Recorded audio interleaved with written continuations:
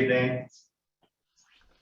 This is the April 26, 2022 regular meeting of the Planning and Zoning Commission of New Canaan, Connecticut.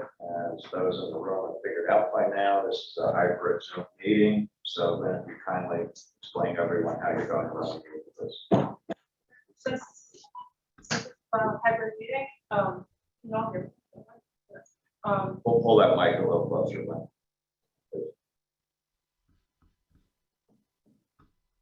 So it's a hybrid meeting, so there's people in the room and there are people on Zoom. So when it comes to the public hearing portion for each item, we ask for people to, if they want to speak on that item, we're going to take comment from people in the room first and then go to the Zoom. And if you would just raise your yellow icon hand, we can find you faster.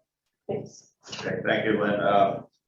One minor announcement on the agenda, number 5, 190 Brushy Bridge Road is listed as a public hearing. That's not a public hearing, that's a closed application, so that should be under regular meeting. That's how we'll conduct it. I'll take the roll call. John Goodwin, I am here. Mr. Turner. Here. Mr. Ward. Here. Mr. Radman. Here. Mr. Chris. Here. Mrs. Siscornia. Mrs. Nielsen. Mrs. Nielsen not here yet. Mr. Casavan. You should be joining on Zoom. Right. Art, you're muted. Mr. Casavan. Here. Excellent. Mr. Engel. Here. Mr. Herring. He's not. Do we sign? He should be on Zoom, but I don't see You don't see it? Okay. Mr. Bash. Here. Mr. Knack. Here. Okay.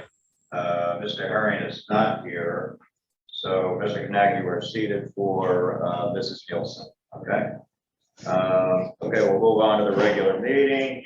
Items 1 and 2 will be heard together. 158 Forest Street, application David Rucci, authorized agent for special permit of section 4G64I8 constructed detached two-family dwelling allowed with grading in excess of 1,000 cubic yards and soil disturbance in excess of 10,000 square feet, allowed slope grade at 41 and yard setback at 158 Forest Street. And item number 2, pretty much the same, 160 Forest Street, application David Rucci, land for 2 week, authorized agent for special permit of sections 32C, 64G, and 6418, constructed two-family dwelling allowed grade in excess of 1,000 cubic yards and soil disturbance in excess of 10,000 square feet, and allowed slope grade of 41 and a yard setback at 158 Forest Street. Mr. Rucci. And hi, David Rucci, Lambert 2 and Rucci, New Canaan. This evening I'm representing 164's development. Local developers, Jeff Sandroder, who's lived here for a number of years, done a bunch of projects in and around town. Also with me this evening is Rob Frangione, who's the engineer on the site. And if I could ask Lynn, I put in front of you the presentation that I have, which you'll see online as well. And also in that presentation, unfortunately, when I printed these, for whatever reason, it's very difficult to read the surveys, the actual like text in the surveys. So I've also included in the packet that I handed you just calculations, lot calculations as far as existing coverage goes for the current lot, the allowable coverage, then the existing that's there now, and then what we're proposing to do, just so that you have that sort of, you don't have to strain your eyes or get a magnifying glass to see it within the actual survey itself. So this evening, this is a lots on 4th Street, which are basically front and back lots, and they share an access way that services both lots. They're both 2 families now. So there's a 2-family in the rear and there's a 2-family in the front. What we're proposing to do is essentially revise these. Rebuild these 2 families and take them down and rebuild them again when the residents. So if you go to the first slide, we're going to go through a little of the existing conditions here on the street. Slide 2 in your book. It comes up, but you'll see as we start to move forward, sort of what this driveway looks like. You can see the 2-family in the rear, the yellow house, and you can see the 2-family in the front, which is the White House.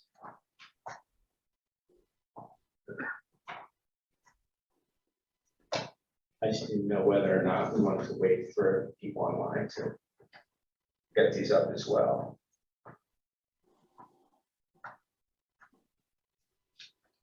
So as we go along, you'll see that on page 2 and 3, 2 shows the sort of the site of the property.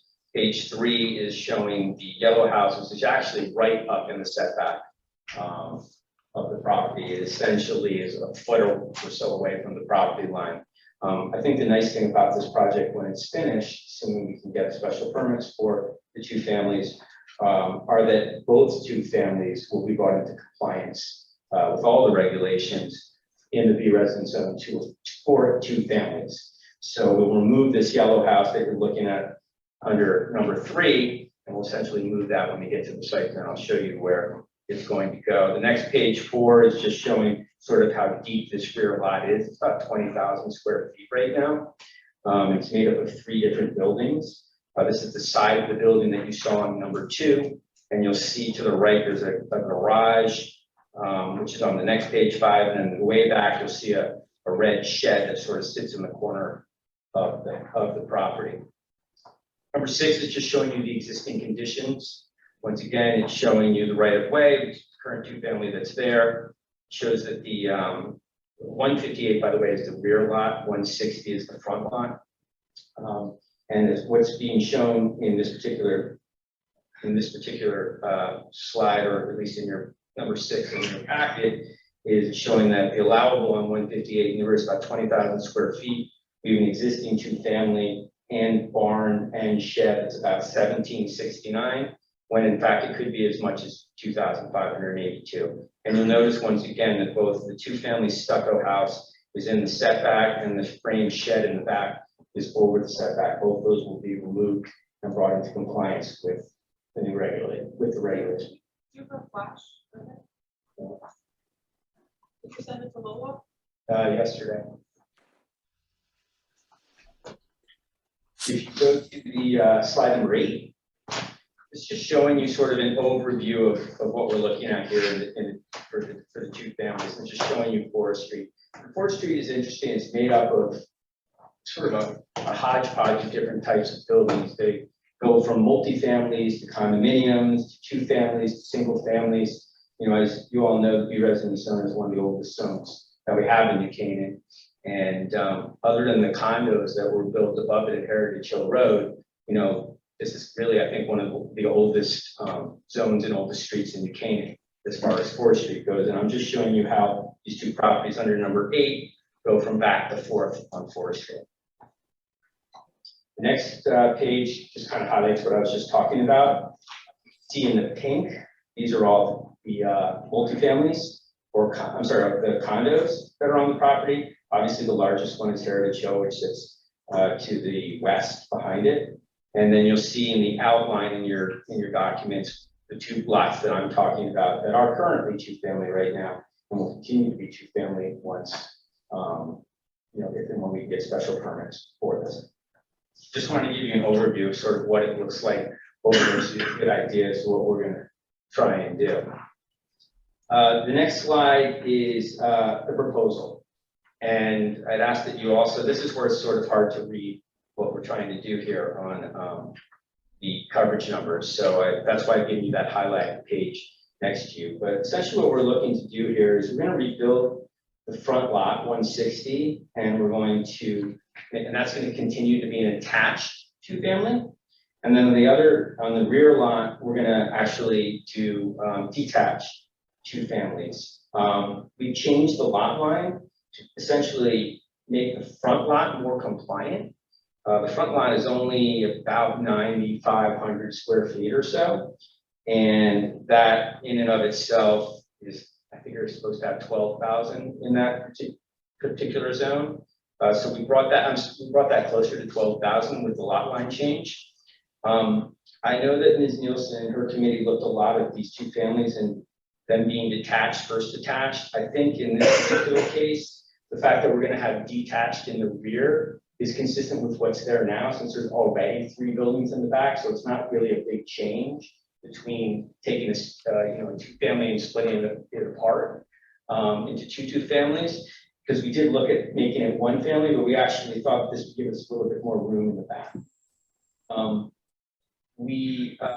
You'll also note that once again, once we do this, all these buildings come into compliance with 2 families in the B residence zone.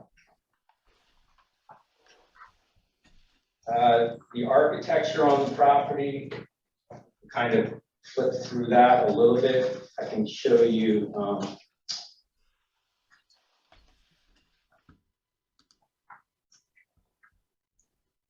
So, as I said, it'd be better if we have it. Maybe you think we'll see the slides or no? Yeah, I'm downloading it from. your Oh, perfect. computer right Okay, great. Mr. Ritchie, for the time being, what page are we on right now? 12. Well, okay.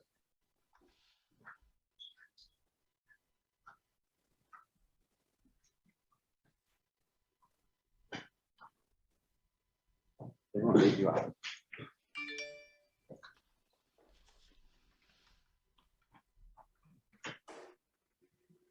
So the architecture on the property is going to be clapboard and battenboard. You'll note that the front lot is going to have the front lot is going to be the attached 2-family, and you'll see as we get, I have some pictures that show sort of what it's going to look like. But essentially, there's going to be a front door in the front that faces Forest Street, and as you go along the back, it'll sort of be the same that this is today. It's got a porch in the front as well, and then you'll also enter the second unit in the rear of the property. As you go back to the back, 158, you'll see that we have 2 houses in the back. Give you an idea of what these new square footages are. Once again, you can just look at that other page that I handed you. Essentially 158, their lot area is going to go down to 18,475 feet from 20,000 square feet, taking that additional amount to 160. That allows us that gives us an allowable square footage of 2,547 square feet, of which will be under that with the 2 buildings at 2,509. One of those buildings will be 1,393, and the other one will be 1,116 square feet. The footprint, sorry. And then with 160, once again, we're picking up lot area there, so we're at 10,000 square feet. The revised new lot's going to be 11,788 square feet. And once again, we have an allowable of 2,237, total footprint of 2,227 square feet. Each lot's going to be 1,113 square feet with 1-car garages.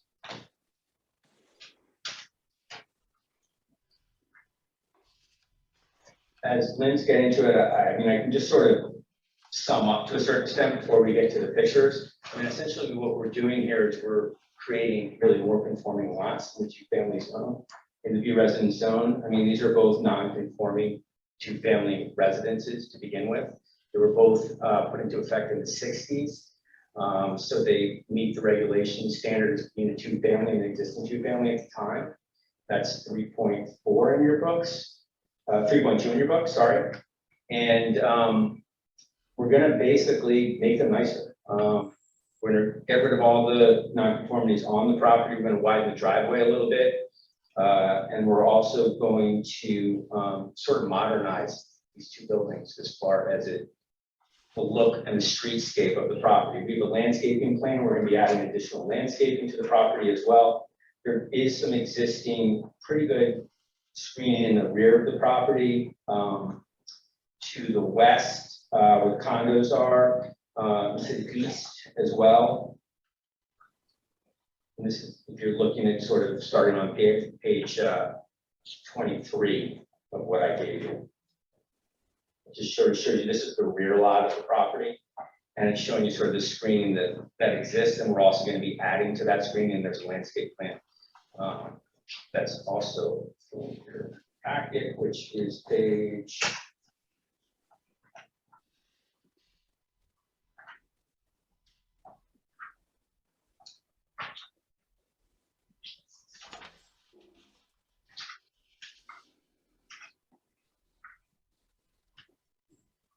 I'll find it in a minute. Why don't we go back to page 18? So this is essentially what the mock-up of what it's gonna look like. This is facing Forest Street. So as we come up the new driveway, this is gonna be facing Forest Street. You see the garage is in the front. That's not unusual in Forest Street. If you go up and down Forest Street, you see lots of houses that sort of have their garages right in the front. You go to the next page, this is sort of the south view. This is coming up the driveway, so you're going by the two family towards the rear of the property. See another garage there, and you'll see an entrance in the rear of the property for the rear unit of 160. And then this shows you the next one on 20, what it's going to look like from the other side of the property. So the side opposite of the driveway. Going to 158, I'll run to page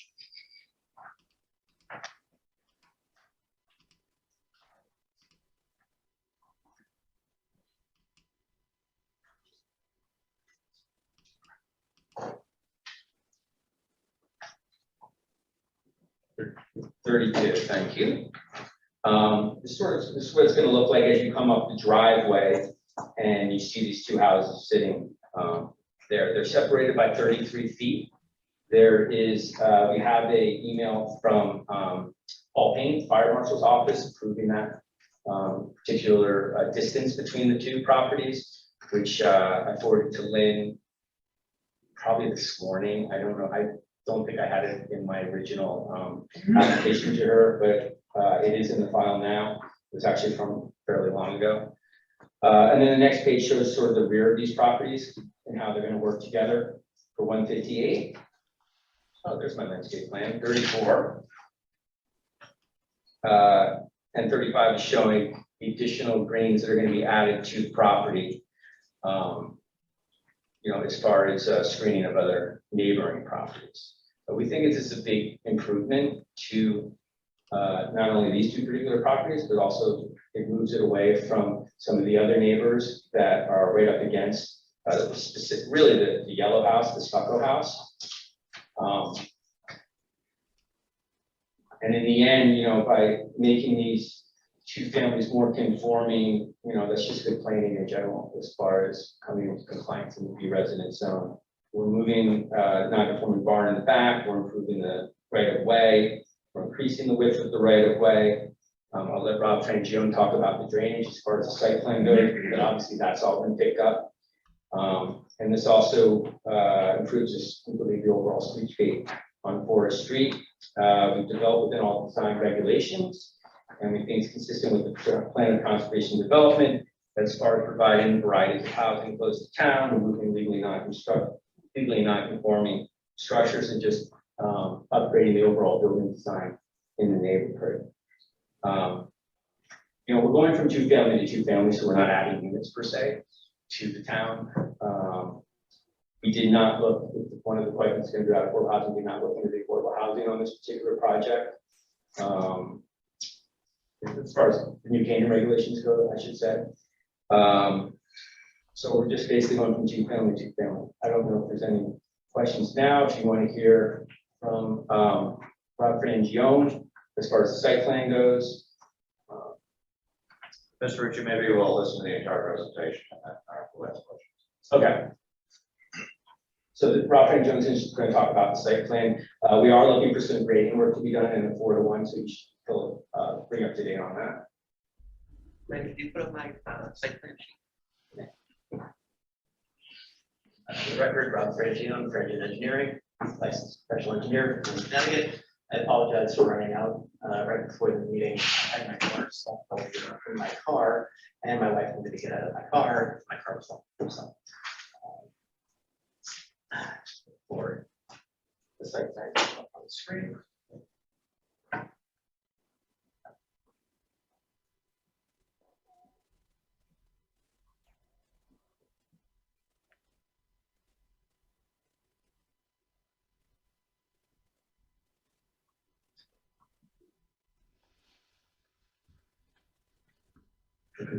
Okay, so basically what we're doing is, as mentioned, we've got the two single family units in the back and the two attached in the front. So what we've done is we've taken the runoff from the two houses that are in the back. And we're gonna take the roof leaders from that, we're gonna store it in gravel beneath pervious asphalt driveways. That's the flatter portion. That's the flatter portion of the lot. That's where it's appropriate to do pervious asphalts. Because the main driveway, the access driveway as it stands now is 21% slope. We're lessening that, we're making the situation better, we're going down to 18 to 29. But we really can't do any better than that. Undermine stone wall that is on the southern property line that's actually on the neighbor's property. So we've done the best we can with that driveway. And pervious asphalt, drainage associated with that, really works well with 5% slopes or better. In Scarsdale, we just put the driveway in today and I watched them put it in, we tested it, put the water and it drained right through the stuff is great. So the increase in impervious area is about 4,200 square feet if you were to count the pervious asphalt driveway as impervious.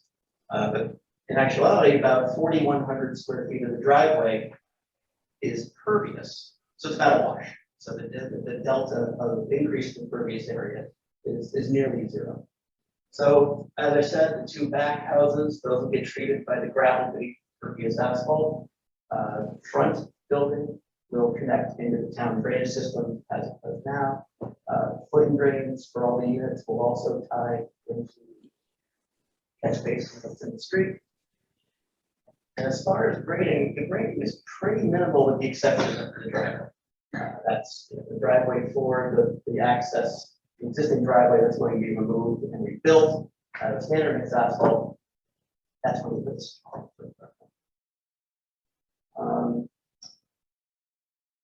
That's about all I have, unless you have any questions about this one. I have a question. Go ahead. So the front unit 160 that had those two units that show a single car garage. Yes. 160, right, 158. The western building on 150 is single car garage. The other one has a 2-car garage. You have to get down that driveway to get to it. Pretty steep difference trying to get down. It's not really visible in the renderings and the images. How were you able to make that change grade down to the lower level? So yes, that driveway profile is as part of my driveway layout. And that driveway, it's about 12%, which is what you can do for a single family. At that point, it's a single family residential house that you're going to. We've got flat areas, both above and below it, the parking court that is the back out area, if you want to call it, for that garage. That's essentially flat. 100%. Pervious asphalt, you don't need a pitch on the driveway. That's a good point. So you can just have a flat driveway there. So yes, we did. I did factor that in and we did the part of that.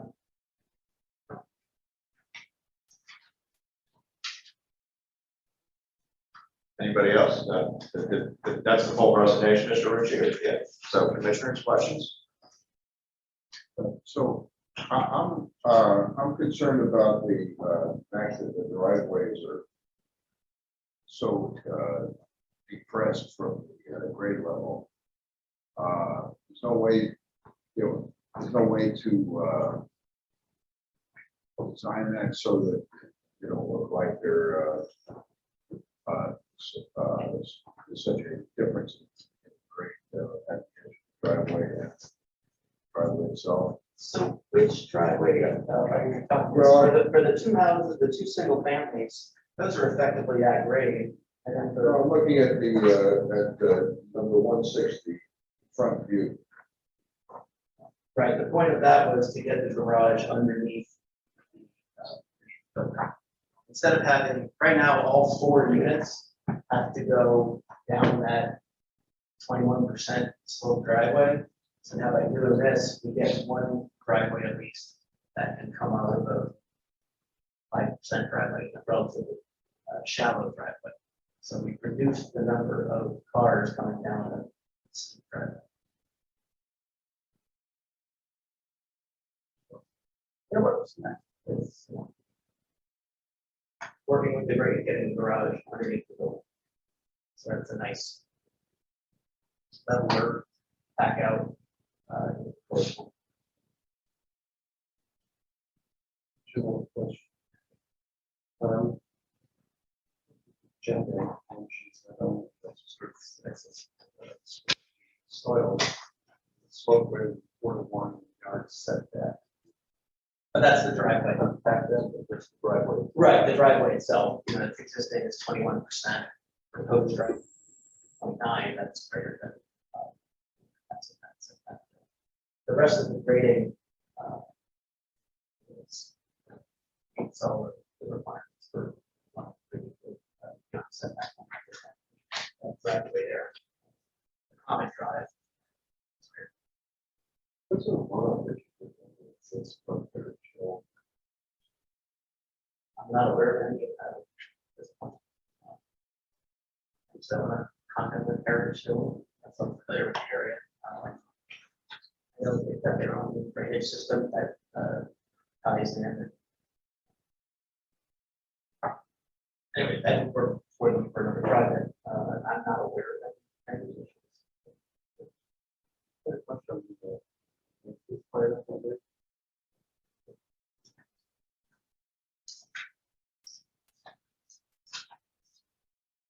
Very small type.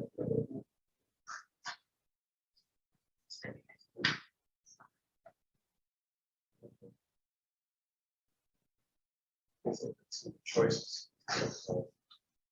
Is the dogwood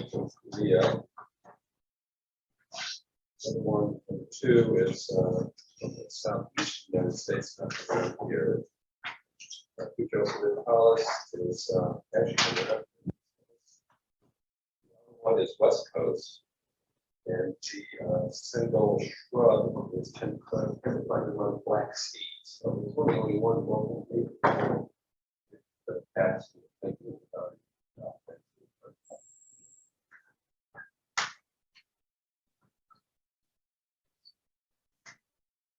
Hello, I'm Jeff Sandwriter.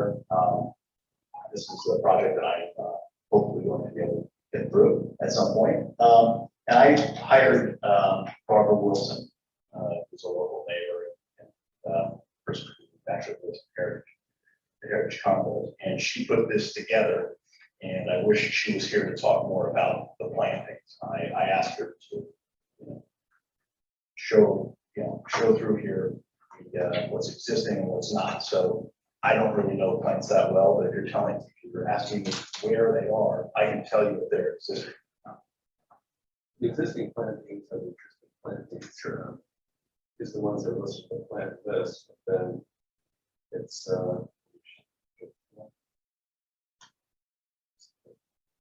While Mr. Chris is looking, the planner has asked me to keep this application open until next month. So what I think we could do is first year. Okay. but Mr. Chris. So, 5 plants and trees, new ones, putting in, installing those ones that are remaining. Well, the new ones, I don't know what's on here. I don't know what plants she specified, but when we talked, I said, I knew that having local native plants were the ones that we wanted to use. So that is what I'm assuming. Is that, okay, well, then I will have to talk to her about that. And we'll have to work that out. But if I will talk to her, we'll put something. Yeah. Those are my questions. Sure. Thank you. I have a couple questions.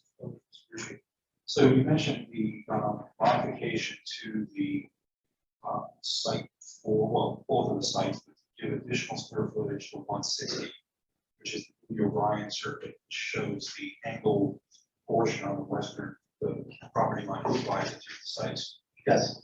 Which is fine. But on Mr. Franchione's site plan, it doesn't reflect that modified property line. It's still showing the old property line, and what I'm seeing is that if you overlay that new property line, part of that guest parking and ancillary parking for 158 is gonna actually be on the 160 number. Oh, we'll have to revise that, it's not supposed to be that way.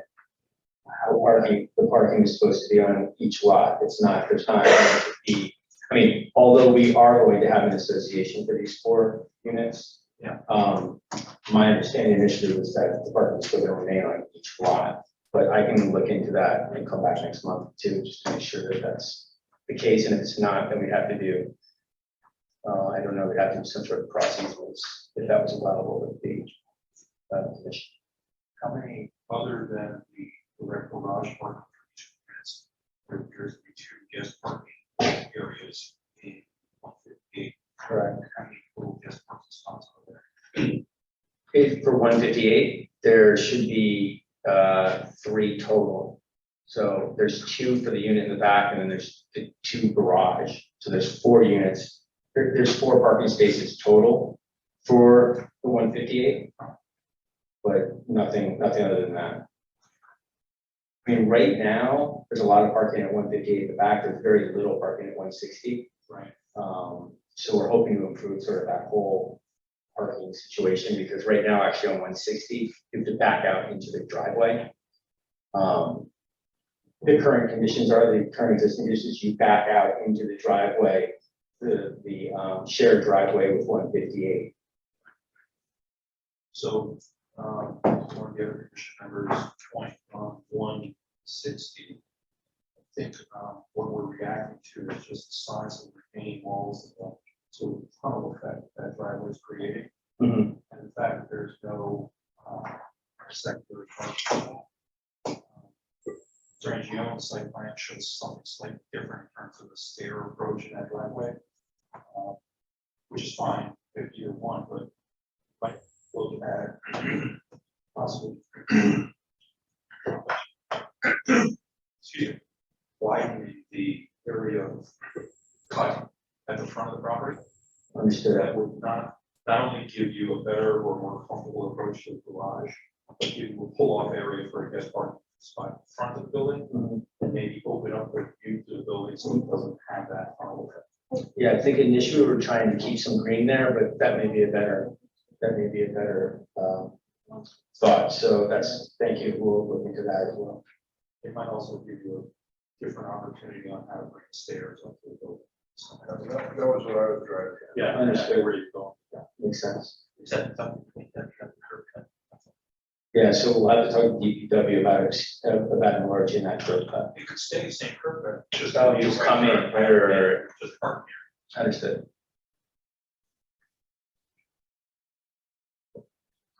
Anybody else? Mr. Ricci, I have a couple of questions Sure. about the non-conforming feature a lot. So I think you both non-conforming right now. And that you're attempting to make them more conforming. Will either of them be conforming? After? The rear lot will be conforming.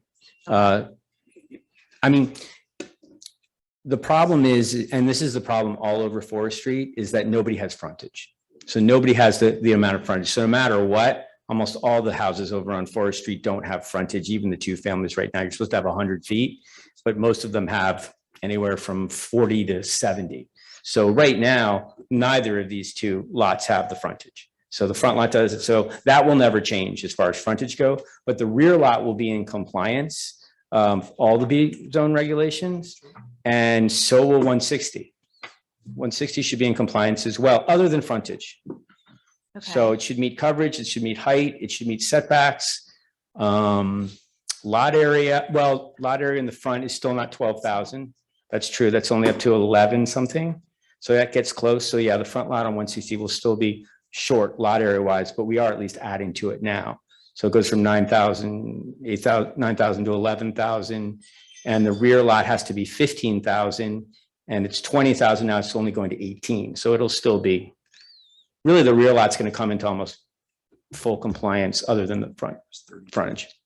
Okay, that clarifies that. And so on the rear lot, going from right now, it's currently a 1 attached 2-family home, correct? It's Mhm. gonna go to Yes. 2 detached, yeah. My reading of section 3.4, and I don't have it in front of me, unfortunately, I just have my notes, but so it says anything before 1969, you can proceed as is. But if you're changing what's there now from a attached structure to 2 detached structures, does that grandfathering still apply to the fact that the lot's non-conforming and that the structure? Yeah, I mean, the reading that I have on that is that since we're already non-conforming, and even if we were going to rebuild a 2-family lot in that area, we would be rebuilding it in a non-conforming spot right now because it's over the setback. Okay. So I think we're improving that non-conformity. We're actually lessening the non-conformity based on the fact that we're putting it into the middle of the lot and we're taking it away from the setbacks. So the lot was in existence prior to 69, and it was a 2-family prior to 69. I think really with non-conformity, when I was looking at this, it had more to do with the use as far as than it did sort of lot area and setback. So my reading of it was that you could, I mean, by improving the non-conformity, and this is sort of a variance issue as well, you are making it, if you're making it more conforming, then you should be allowed to use the regulations that are in effect at the time. That was my reading of it. And I think that that would make sense because if I wanted to rebuild that 2-family where it was today, I'm in the setback, I'm over the height, it just doesn't seem to make any sense. Like, why would you want to keep it in the same spot that it was today? So, if you look at it from a variance board perspective, and I know we have people on the variance board who have been on the variance board before on this commission, one of the main things they look at is to try and reduce nonconformity. It's like they'll give a variance if you're reduced in nonconformity for something else. So I use that sort of as the same line or the same legal theory that I can, so long as I'm using the regulations there, I'm already 2-family. So the use is still good. That in fact, yes, I should be able to do a detached rather than an attached. Okay. And last question, did you ever consider just doing a second attached 2-family in the back as opposed to the detached? Yeah, we did. It was more of sort of trying to create some sort of like common area and green in there. So it just kind of looked better when we did it, because I remember when we were talking about this on seminary, and I remember listening to when you did your presentation on 2-family, the detached, there's some issues with them. Sometimes they look a little too close together. They may, come out and not look, but this one seemed to work. I mean, and since there was already 2 buildings there already, it wasn't like a total drastic change to the site. Since you already had a barn, 2-car garage, which is like 800 square feet, I think, and the yellow building is 1,000 square feet. So it wasn't too much of a difference. You're not changing it too much. So that's why, because I talked about that with the client, expressed the concern that you guys had before and said, sometimes they really want to make sure these work. They're not too close together. So that's another reason we went to the fire marshal. And he said 33 feet's a good number. So yeah, we think it looks better, like the way it is. I mean, if you look at the last page of the presentation, is it the last page? 42. With the green in the back, it's a big lot in the back. It seems to work in that neighborhood. I mean, that was just sort of our impression when we talked to the architect and talked to the client. Thank you. But we did talk about it. It wasn't just, we're going to do this from last time. I have a question. Sure. About height. Mr. Radman mentioned the tunneling effect, and I know that For the front lot. I know that the distance from average grade has to be, I believe, something like 38 feet, but it occurs to me that from the street, this has got to be over 40 feet. And I'm wondering, how does it compare? Because I keep flipping back and forth between existing site conditions, page 2, and the front view on page 18. And it occurs to me, if the height of the buildings in the back is 32 feet, this has got to be 40 to 42 feet as seen from the front. You mean the front building, or the rear building?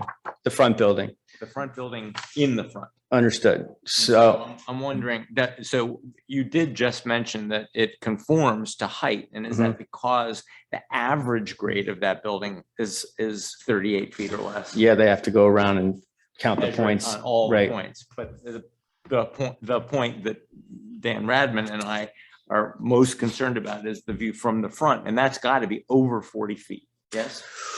Well, I mean, it sits up on a hill now, and it's not as if you were kind of going lower and into the hill, so it may be the same height. I don't know that off the top of my head, whether the current building as it exists today on page 2, how much higher that's gonna look.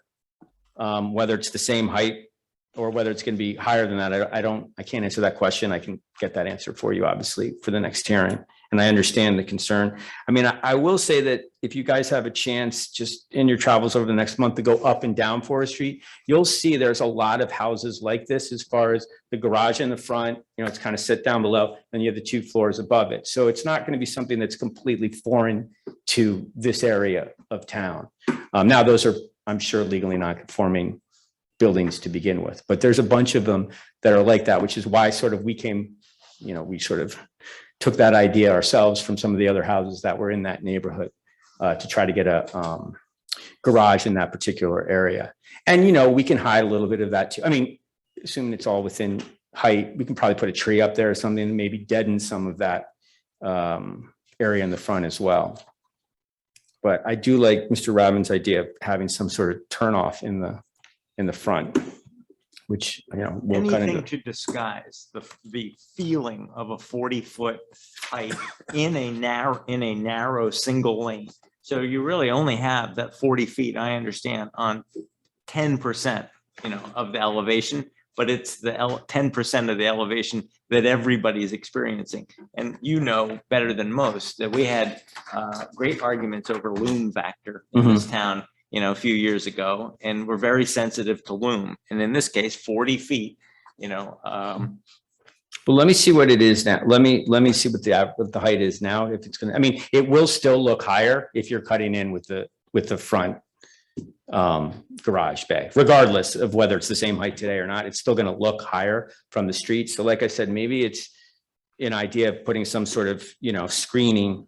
I mean, even if you look at page 2 now, there's actually 3 trees that sit in front of this house today. which masks. and Yeah, which keeps masks the whatever height. the feeling is today. Yeah, so if you can mask that feeling of height, I think Yeah, I understand. it'd be better. One other, Stan Redden, just one other suggestion or question for you. The position of the 160 building, you're about 20 feet forward from the existing. And existing, even from the street view, is, it's fairly set back, giving you a lot of relief on the green as well as potential parking area, et cetera. You might have a little bit of distance to play with on the rear of the property, behind 160. I know there's setbacks back there, but even an additional 5 or 10 feet sliding it back could give you the relief you're looking for on the front, both for the parking, the stairs, all of it. Yeah, we can take a look at that too. Anybody else? Yeah, hi, it's Kent Turner. Attorney Rucci, could you describe a little bit about the lighting on the exterior of the buildings and some of the support systems, the emergency generators, fuel tanks? Can you clarify and give us a little better idea of what you're planning? I mean, as far as lighting goes, we're just gonna have regular safety lighting on the property. I don't think there's any sort of lighting plan that we put together. There's no generator that's going to be added to the property. The oil tanks now are in the home or in the homes. And the electric will be brought underground, is my guess, into the property. But there's not really a whole lot of other improvements to the property with respect to utilities other than that. Okay. Well, what I'd like to suggest is that lighting should not be mounted to, the side of the structure at the high level. That is basically a floodlight that will impact the neighbors. Would you consider a low voltage system that is shielded and low to the ground, and so that it doesn't impact the neighbors? That the ones that don't reflect directly on the neighbors, right? Yeah, I mean, obviously let us take a look at that, but I'm sure that's not an issue as far as not directing any spotlights in the neighbors. I mean, that's just good just being a good neighbor. So, yeah, I'm sure we can look into some of that. I don't know what it looks like today there.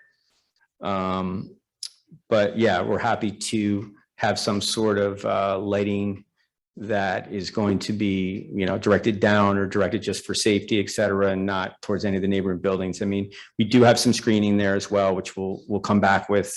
And maybe we can take a look at sort of where those lights may or may not go. But that I'll bring that up with the client and come back to you with that, Mr. Turner. Great, thank you. Yep. Anybody else? Okay, Planner Abney.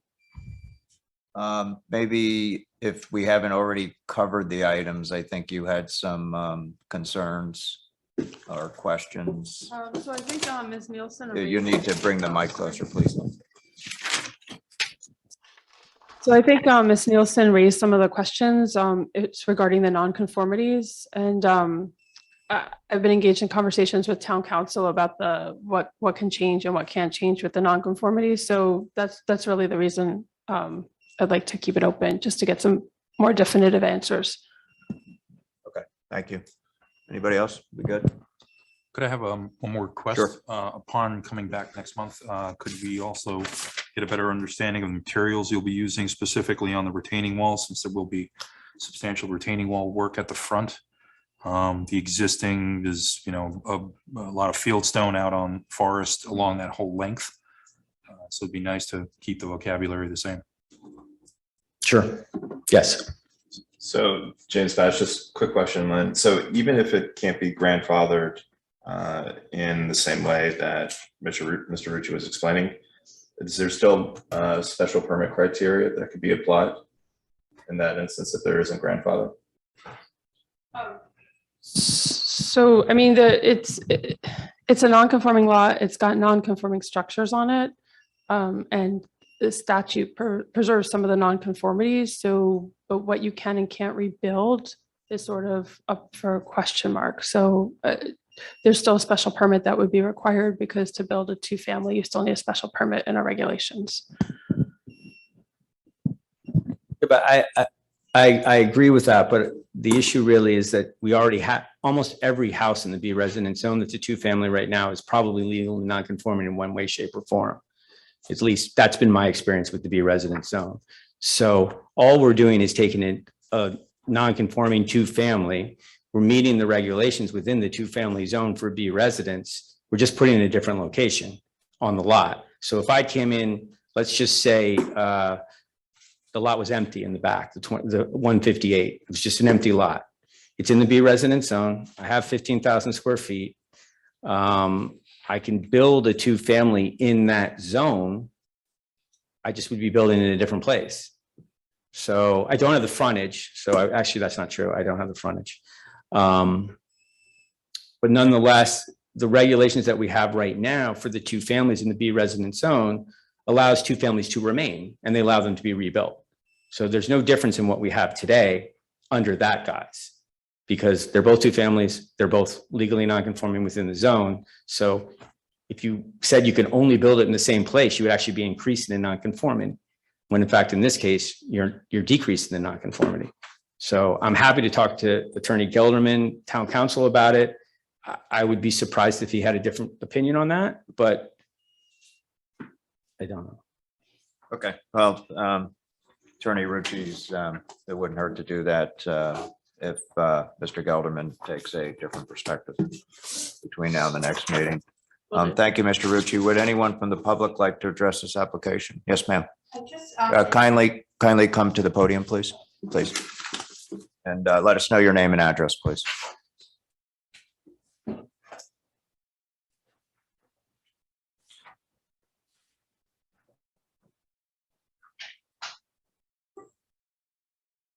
Hi, this is Patricia White. My address is 152 4th Street.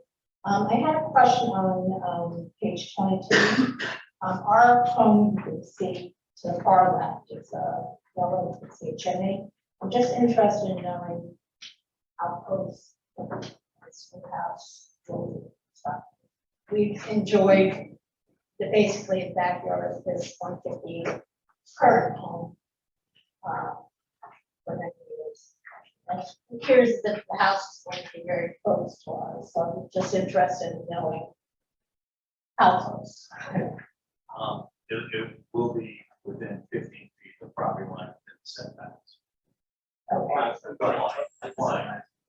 Okay, so like in relation to this pine tree on the far left, Let me take a look. I mean, just so I Nice to see you. the speak of it all, I don't. Yeah, it's probably gonna be.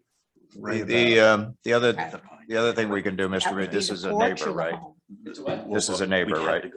Yeah. Yeah, maybe one of the things we can do is we can certainly take this offline since this Yeah, application's absolutely. staying open. Okay, okay, great. Would anybody else from the public, Lynn, please check Zoom, Lynn? Anybody else from the public? Thank you, ma'am. Thank you. Anybody else like to address this application? Lynn, anybody out there? Does anyone on Zoom want to speak on this application? If you do, can you just raise your hand?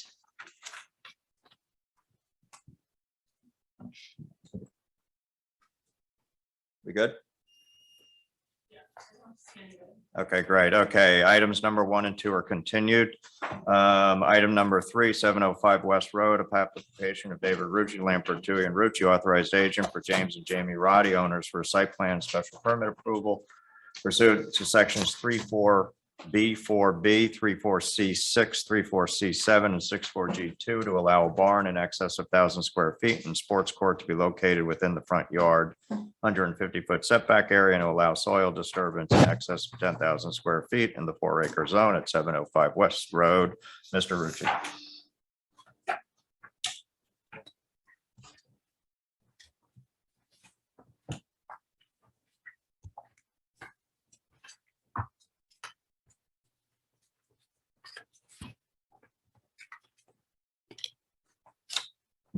Lynn, do we have this one? David Rucci, Lampert, and Rucci. Okay. This evening, I'm representing Jamie and James Roddy, live at 705 West Road in New Canaan. There's a presentation in front of you, and I'm seeing more. Yeah, I'm gonna need that one. No.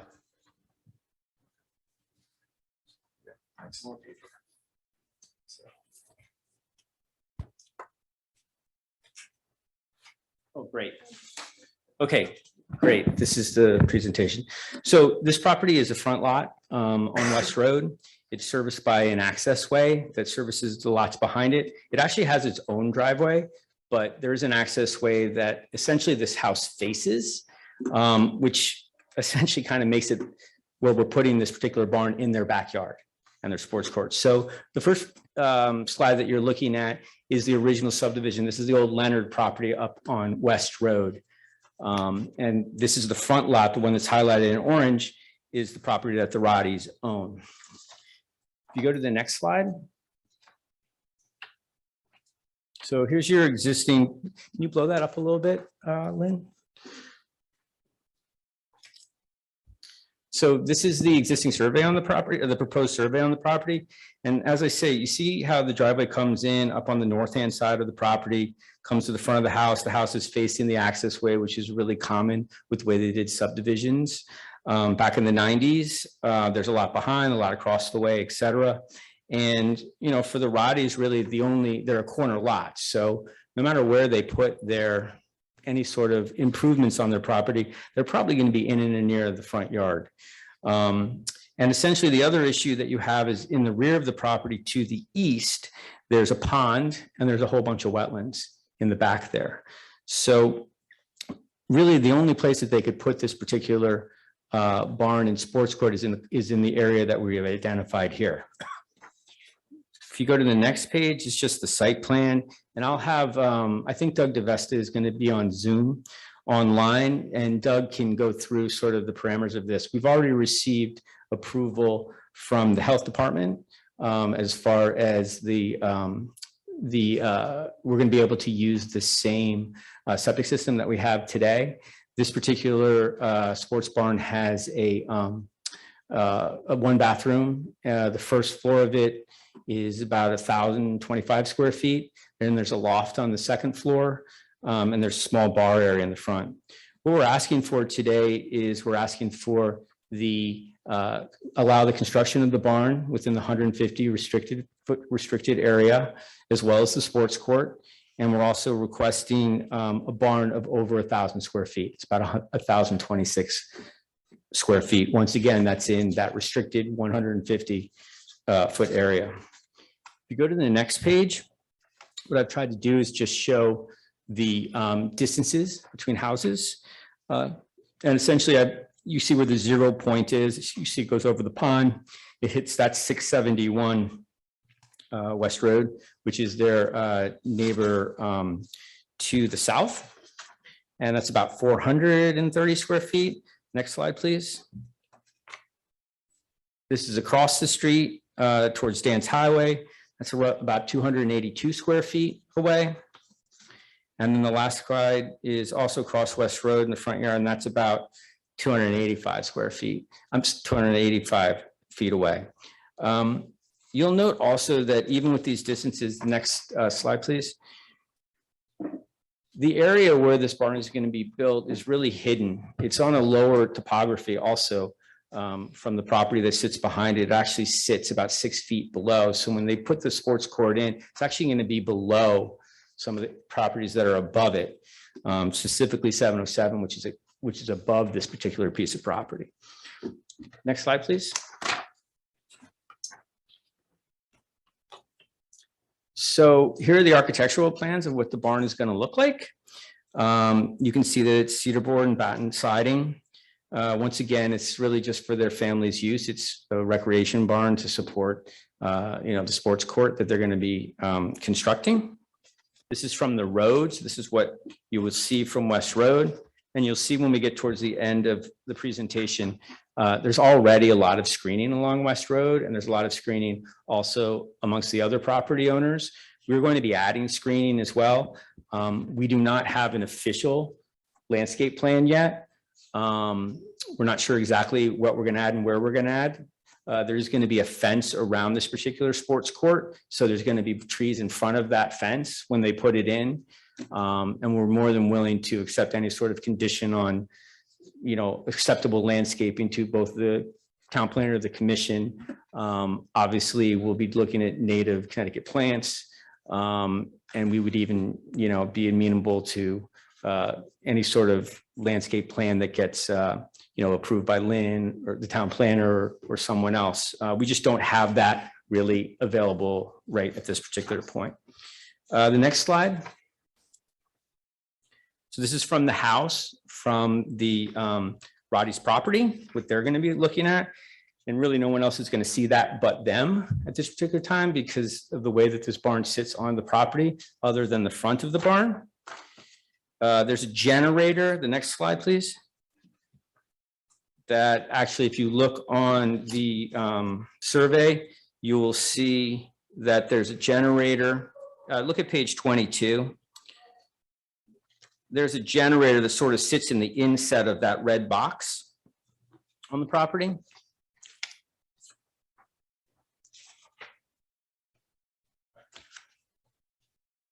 I think that's it. And if you could blow that up, please, Lynn. Let's go down.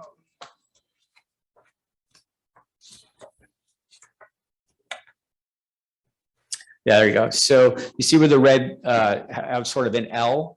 In the inside of that L, there's a generator that sits in that particular spot. And you can also see, if you look at the topo lines here, you'll see that it goes down about 6 feet from where the edge of that stone wall is on the court to where the court's actually going to be set in to the slope of the property.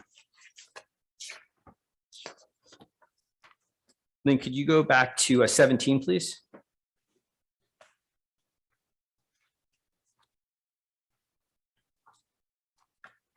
And if you could just make it a little bit smaller, please.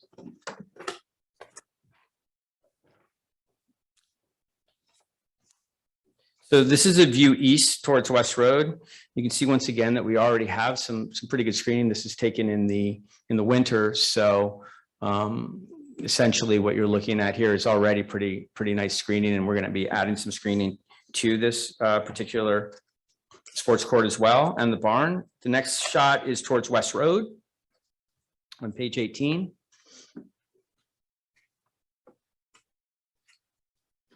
And you'll see, this is where sort of the barn will be looking out across onto West Road.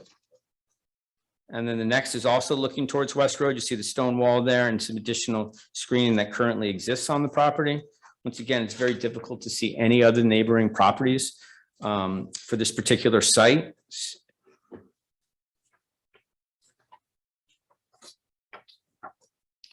And I don't know if Doug DeVesta, if you can get Doug DeVesta on, he can run through the site plan.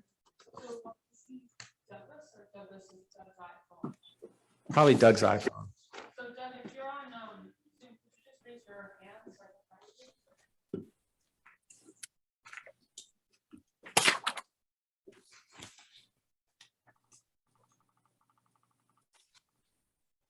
Are you on? You're on. Trying to figure out where the generator is. Right here. Well, where it's gonna be, I know where it is. One page easier to look at the site. Behind this.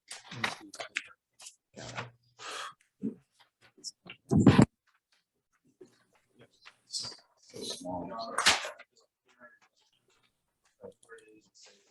You're building the barn around. Sir, we'll need you to step to the podium if you have any. Sorry, the question was on the generator. The generator is actually existing.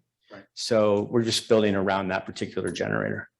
And I think it'll show a lot better on the site plan that I just handed out, which is part of the application, but unfortunately not. Can't really see it very well on the presentation. So if you look on the maps that are in front of you right now, you can see sort of where the generator sits, where the barn sits. And you can see that it's still, by the way, the barn and the sports court are outside the actual front setback of 50 feet. It's just in that restricted area of 150 feet, which is why we're requesting a special permit for it to be put in that particular area. And also just with a lot like this, you know, unfortunately, there's just not a lot of room to put it anywhere else. This is really the most likely place for it. You don't want it sitting in front of your house, which faces the access way. And you also have some area on the top east side where you have the pond and some wetlands. This was reviewed by wetlands and approved by them. And like I said, it was also approved by the health department.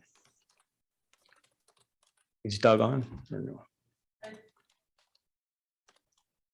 Well, I can try to answer any questions about the site plan. I mean, I know that this site plan has actually been through the health department and it's been through wetlands. So it certainly has been reviewed by others prior to being brought to this commission. Chairman, I have a question. Sure, fire away. Sir, could you talk about any lighting issues, particularly on the sports court? I'm sorry? Lighting issues? Yeah, the sports court will have no lights on it. Obviously, if we wanted lights on it, that would be a separate special permit that we'd have to come back in front of this commission for. I mean, it may have lighting, you know, a lot of times they have lighting, like plant lighting around at the base of it, but there's no lighting so that you can play games at night or anything like that. And any lights around the barn? I'm assuming it's going to be the same sort of regular safety lighting that you would have on any building structure. And I don't believe it's going to be anything that's going to be objectionable to neighbors being so far away and with the current screening that exists. And of course, additional screening that's going to be added to the site. The generator now is fueled by what? It's a gas generator. Oh, propane, yes, propane generator. That's buried? Yes, Okay. It stays as is? stays as is. Okay, thank you. Dick Ward. The chimney, what's sort of the purpose of the chimney? It seems a little incongruous with the barn.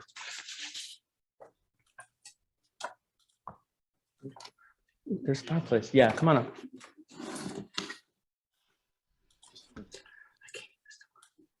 Hi, James Roddy, property owner at 705 West Road.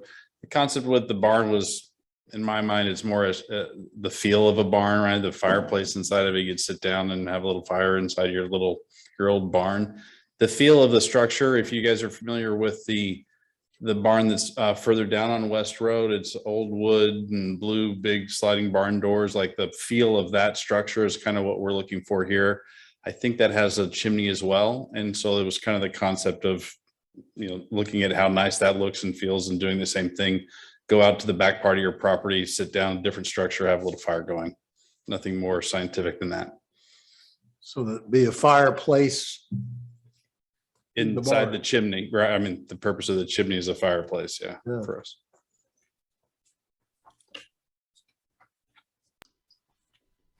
I have what feels like an obvious question, but what exactly is the purpose of the sports court? Like what sports? I mean, it's an all-purpose court, so I think it's just going to be blacktop, and it's not a tennis court, it's not a paddle court. It's just going to be an open area where you'll probably see soccer nets and maybe a removable basketball court or something of that nature. But it'll be paved, it says, Yeah, it's going to be asphalt. asphalt. Oh, I thought it was. That's all right. It's not asphalt, it's concrete, right? Like a sports court would be, think of like a US tennis open type court, right? That type of feel. So not black asphalt, but the actual concrete like you would play at the US Open. Green. Thank you. So to that point, this is Dan Radman. If it's about 6,000 square feet, Yep. a little over 6,000 square feet of impervious area being added. Is there any kind of storm drainage being required for that? I know that there is a drainage system that's been put into this particular property. I know that Doug DeVesta got that approved through engineering. Okay.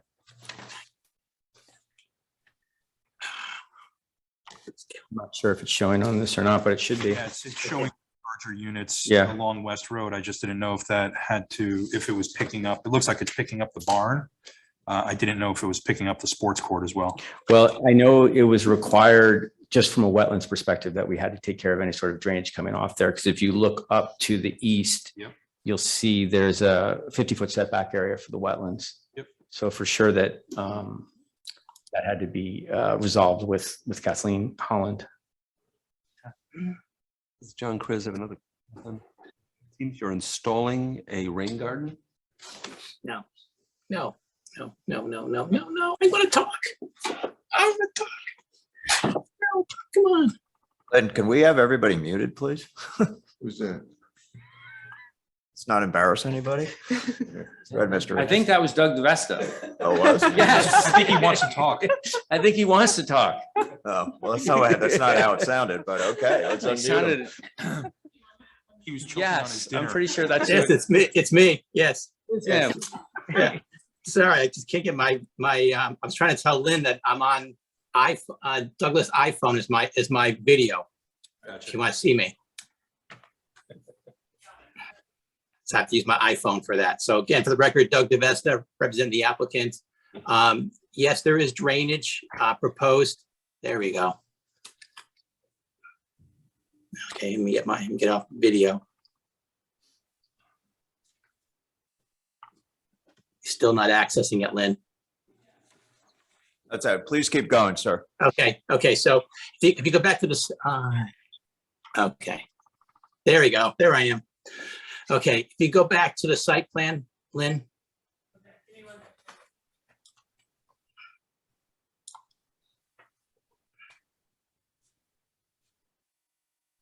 There we go. Okay. So to the north of the barn, you'll see there is drainage there that's picking up the roof leaders from the barn. There's also a drainage system placed around the sports court on the north and on the east and the west end of the court. It's sloped from this. There's a high point in the center of the court, sloping in an easterly direction and a westerly direction. There's perforated pipe in a bed of stone that'll pick up the runoff from the sports court, the barn, and being drained into the detention system consisting of hollow chambers, plastic chambers, and that will handle the 2, 10, and 25-year design storms. There is the rain garden you mentioned. there was a man-made pond there, and then the Rowdies had it filled in through Kathleen Holland on this, and that rain garden is an existing rain garden it was created when they removed the existing pond there. So I think that's, when you see rain garden, that's an existing rain garden that was created, I think probably 4 or 5 years ago. But there is drainage for the septic, for the sports court and the barn. The septic system, there, like Dave Rucci said, there is a bathroom in the barn that will tie into the existing septic system and then be pumped up to the existing fields. This was approved through the state health department for a central septic system and through the local health department for a code complying system. So it has state approval and local approval for the septic systems. If there's any questions, I'm glad to answer them.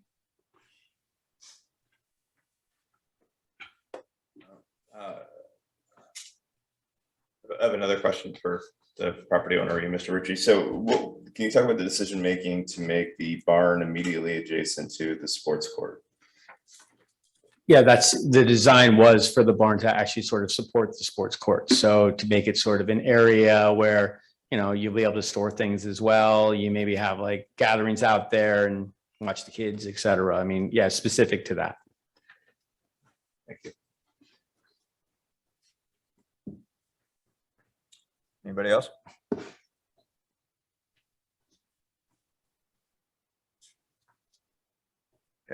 One of the things I'm asking myself is, it is by West Road.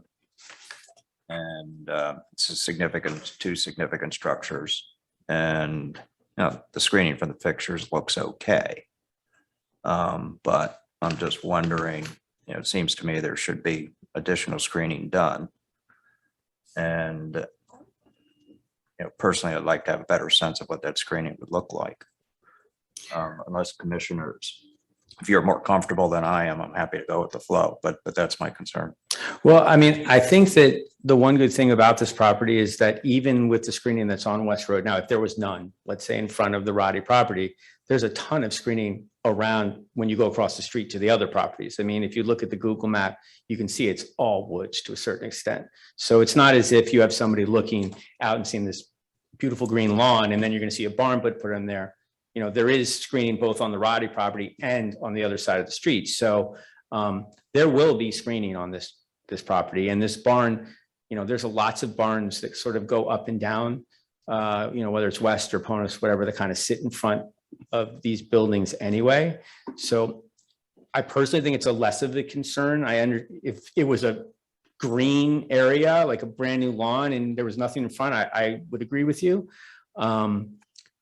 One of the items that I mean, like I said, we could have we'd be amenable to any sort of condition as far as, you know, screening, additional screening, you know, approved by either the town planner or something of that nature. I mean, I'd rather not hold it open if I can help it, but obviously I would hold it open if that's something that really is something that you need to see. Well, I feel more comfortable actually having a plan that we approve.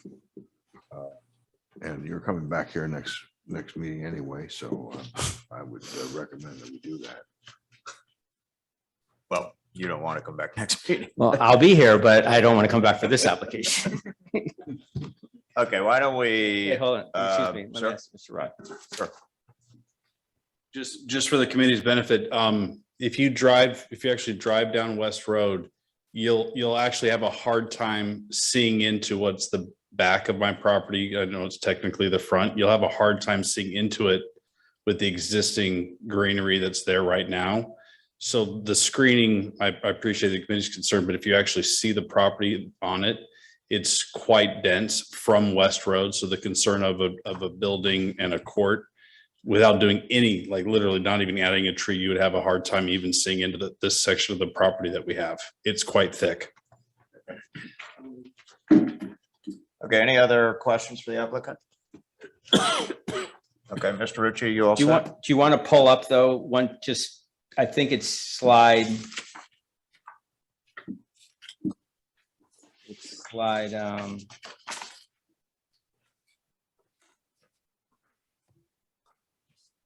19. I mean, that's essentially what you would be, that's essentially what you'd be looking at, correct? So that's essentially what you're looking at from West Road. And, you know, you can, I mean, this is in the winter. And once those small kind of green brush trees come in, you're not gonna see anything. You can barely see the road. And you can also, if you look across the street, you can't see any particular houses in that particular area. And if you go back to the Google map number,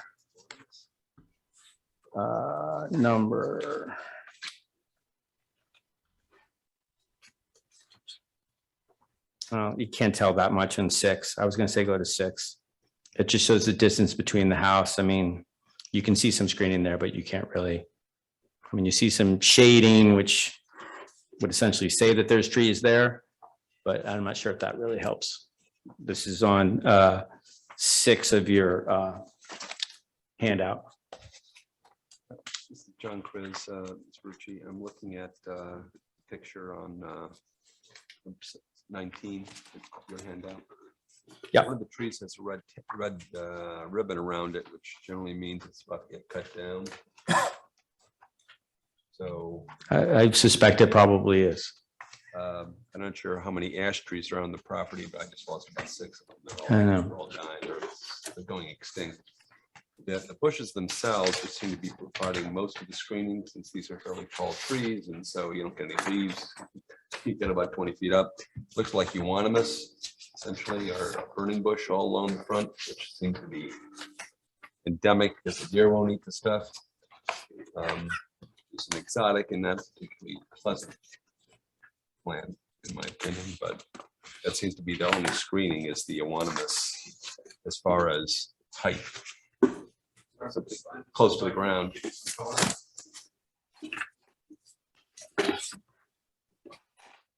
Yeah, sorry, the red ribbon actually isn't meant that tree's not being taken out. It was to give us a little bit of a dimensionalization of kind of where the barn was going to be. Okay. So that tree doesn't come out. And so that doesn't leave, and the rest of the greenery, you're right. I mean, it's existing, and kind of to my point earlier, it's what gives lots of shielding between where this barn's going to go and what you would. West Road is also not only just on the other side of the greenery from where this is, it's lower, right? This is at the intersection of Dan's Highway and West Road, so it's also lower than what this elevation is. And there's a small historic, stone wall that's, I don't know how long it's been there, but there's a stone wall as well in terms of shielding also. But that tree is not getting removed. Okay. Okay, let's. I have one more question. Sure. There is a pond on the property, is that right? Crescent shaped pond? There previously was a man-made pond, as mentioned earlier. We filled that in several years ago with the town's approval. The town asked us, even though it was a man-made pond, to retain a little bit of water there. And that's what I think is referred to on the site plan as the rain garden. So it was man-made, but they asked us to keep a little bit of water there. And so that's what's there. Got it. Thank you. But if you look at the pictures, like the one that's currently on the screen, the size of that pond is like a shadow of what you're seeing there. That's an old Google Earth picture. That's what's all been filled in. Got it. Thank you. Okay. You all set, Mr. Rucci? Yes. Okay. Let's open this up to the public. Would anyone in this room like to address this application? Seeing none. Lynn, let's check Zoom, Lynn.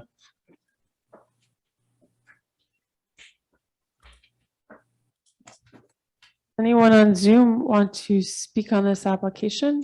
And if you do, could you raise your hand, please?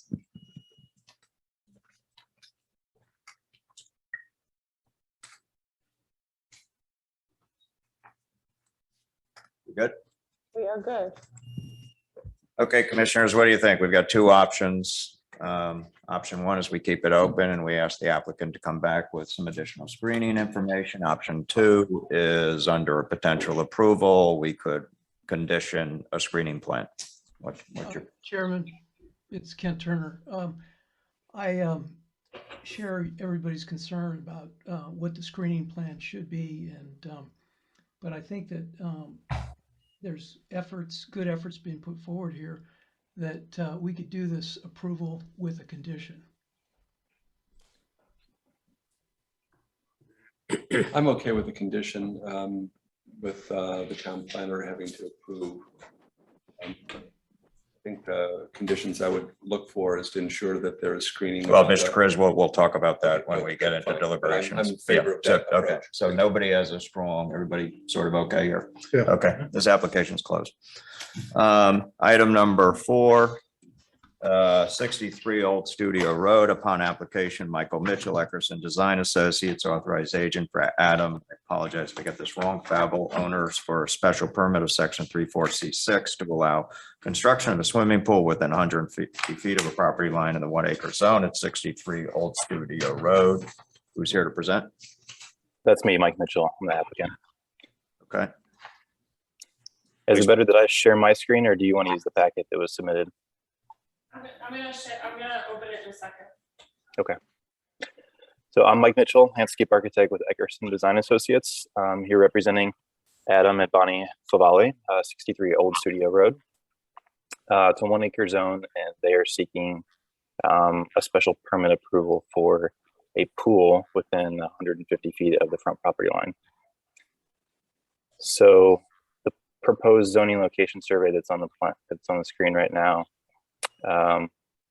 shows the overall lot configuration of a pie-shaped lot. It's got a 35-foot front setback and a 25-foot side setback. So currently the pool is positioned about 50 feet or so from the front property line.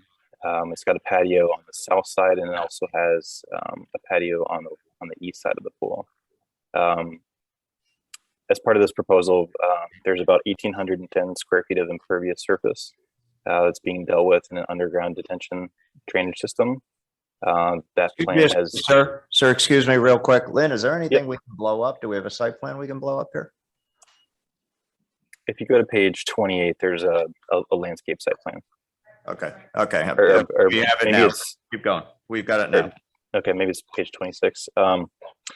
So like I said, there's about 1,810 square feet. It's being dealt with underground drainage system. That work has already been designed. It's gonna, there's no increase in peak runoff, a 25-year storm.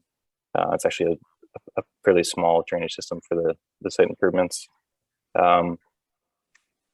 Overall, on the landscape site plan, you can see that there's a good amount of screening that's already on the property. It basically encompasses all of the frontage along Old Studio Road. It's a mixture of evergreens, pine, and spruce. And so we're really just supplementing what's there currently. There's a few gaps because there's some deciduous trees, hardwoods, and some pines that is going to require a little bit of shrubbery to hide that pool. So if you go down, I think it's one more sheet, it's landscape site plan, or maybe it's up 2 sheets. I think I had it on page 26 of 28.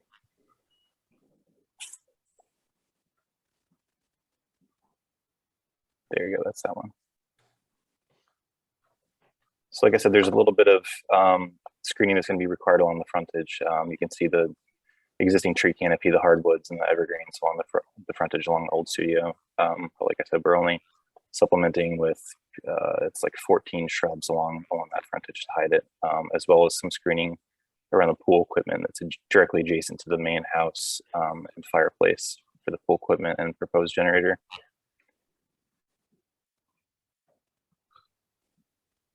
And that's essentially what we're asking for.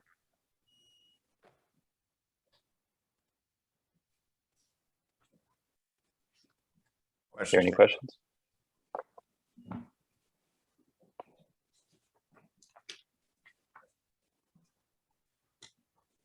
So Lynn, can you describe the issue with the encroachment of the deck? Sure. So there is a patio proposed right here on the screen that's in the setback. And according to the regs, specifically section 3.4B4D, a pool deck, patio, mechanical equipment, all that can't be located in the setback, within the yard setback for the pool. And they're locating it there. And if that's where they want to locate it, it would have to go to the ZBA for a variance prior to getting a special permit approval from this commission. If they'd like to remove it, then. I think our clients, we've permit. spoken, we've spoken to them, and I don't think they're interested in pursuing a variance for a small patio. So they're completely amenable to removing that proposed patio in the current position. Can I ask a question? Good. What defines patio? Meaning, I'm looking at the definition in our zoning regs. Talks about height and being at grade, but what exactly is the composition of a patio? So it's essentially. It's basically called out. It's almost irrelevant with the definition. It's called out that a pool deck or patio for a pool in this reg, if you want to come forward for it, it can't be in the setback. So the patio, as it's drawn right now, is obviously going to be used for the pool. So it's a pool patio, and then it needs to be out of the setback. So they could put it on the other side of the pool. But if, just playing devil's advocate, if the patio weren't a patio and it were individual stones, would that constitute a patio, like stepping stones? So we're talking semantics, and I went back and forth with town council, and this would be a patio. And it would be, the regulation here is very specific. And so based on this part of the regulation, it was when these regulations were created, the desire of this commission at that time was to not have patios in the setback. And that's how it was crafted. So the applicant could shift the pool to the West. To the west. That was going to be my question. As long as the patio itself, whether it's attached or detached from the pool itself, is out of the setback, then that pool position could shift to the west if needed, if the clients desired that. That's possible. Yes, as long as it's not in the setback, so it can be as part of the patio. And if you grant the special permit, they're already getting it for the accessory structure. And if that accessory structure starts at the patio, it just changes the distance. But if you grant the special permit, it's still. Right. Okay. Yeah, it's just something that we hadn't firmly decided on, but the client, they just knew that they were willing to omit the patio to get the special permit. But we hadn't discussed whether or not the pool position could change. James Bash, is the pool equipment and the generator going to be screened? They are. Yep. They've got evergreen screening around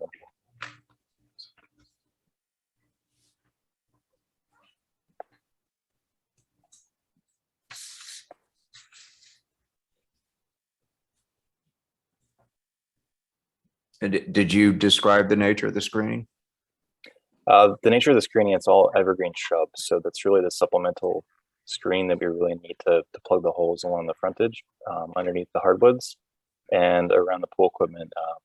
Similar situation. We're just proposing evergreen screening shrubs to hide that equipment. It's about 4 feet tall.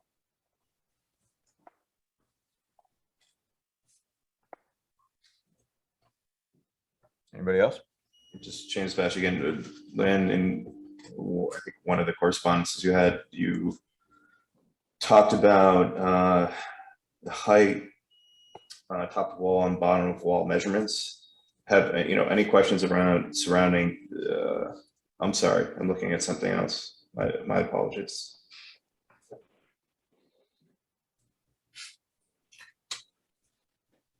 Okay. Anybody else? Everybody good? Okay. This hearing's closed. That was item 4. So let's go on a regular meeting. Item number 5, 190 Brushy Ridge Road. Everybody's familiar with the application. So commissioners, you will remember that once I closed the hearing, there were still some concerns on the engineering. And the question is for those who are still concerned on the engineering, and I'll also note that I think it was our take that the town engineer, our interpretation was the town engineer was comfortable with the plan, but there continue to be concerns. So we asked Planner Abney to speak with counsel for the town, and the best idea appears to be is that we could condition this, that if you saw fit to approve, we could condition this that the town engineer review and approve the plan prior to the issuance of a building permit. So that's potential exit strategy if you wanted to approve. As we also talked about is, potentially we could deny without prejudice, have the applicant come back, and that way we could do a peer review. So that's another option. And then of course, another option is if you're not comfortable with the application, you could deny outright.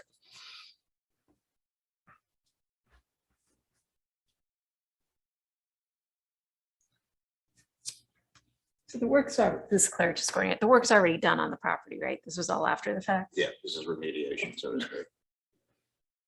So what would happen if we denied outright? Bill? I think we'd have a problem. In other words, there would nothing, he wouldn't automatically be told he has to Return everything to its destroy prior everything. condition. Yeah, I don't know. Len, do you have any thoughts? So if you guys deny it, they'd have to probably get rid of the wall or come back with a different solution, or you can't rehear the same application unless you choose to. So, they'd have to redo their plan, their engineering plan, redo a wall. Well, we could deny without prejudice, in which they could come back. Correct. And obviously, the commission would then ask for probably is a peer review.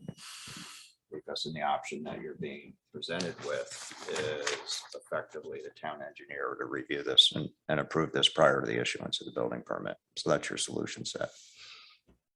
I would think that the condition of requiring town engineer to approve, I would personally be comfortable with that. I would as well. Mr. Chairman, one of the issues I know some of the neighbors had is they continued, again, the runoff issue down the hill all the way down to the river, in effect. Right.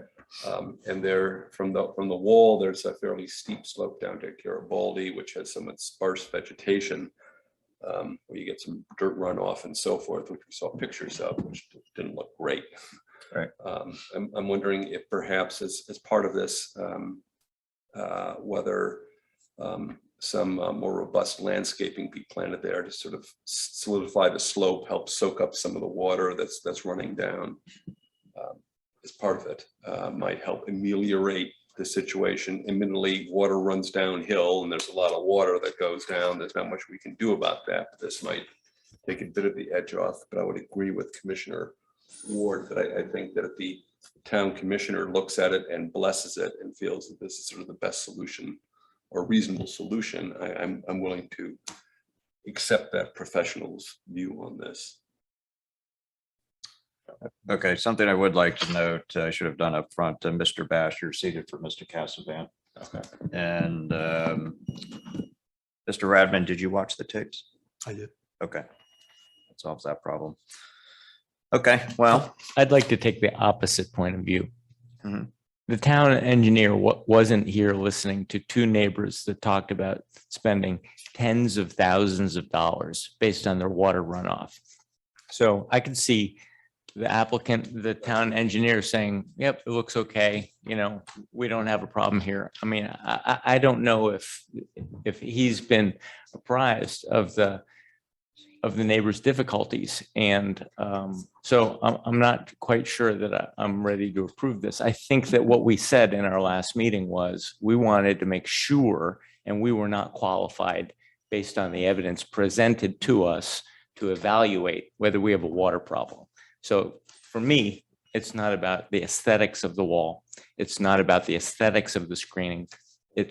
I was not comfortable that I had enough information to evaluate that water runoff. And I'm not quite sure that the town engineer has been presented with the neighbors. And I don't think it's incumbent upon the neighbors to go present to him all the photos that they presented to us. So I'm not quite there yet in terms of accepting that we've got an acceptable engineering solution for the water. Okay, well, let's get a motion in place. Do I have a motion for approval or denial? I move to deny without prejudice. Mr. Knag, did I seat you? Yes, you did. Okay, good. No, you're not seated on this application. Well, I'm sorry, I misunderstood. And if we deny without prejudice, it allows them to come back with those proofs, right? Rather quickly and get approved. Okay, then I'll make the motion to approve what he said. Deny without prejudice. Okay, so your motion is a motion for denial. Without prejudice, yes. Okay, do I have a second? I'll second. Okay, discussion of the motion. The town engineer, my understanding, is pretty fully apprised of this situation. And there were visits to the property by multiple members of the town. And my interpretation, and I think a learning for the future, is that we have to ask the town engineer to affirmatively attend meetings. That said, If I'm sorry, say that again. attend meetings and provide more affirmative input. That said, my interpretation of the town engineer as saying she had no additional comment was that she was comfortable with the plan. That has been the approach that's been taken. So that's my thinking there.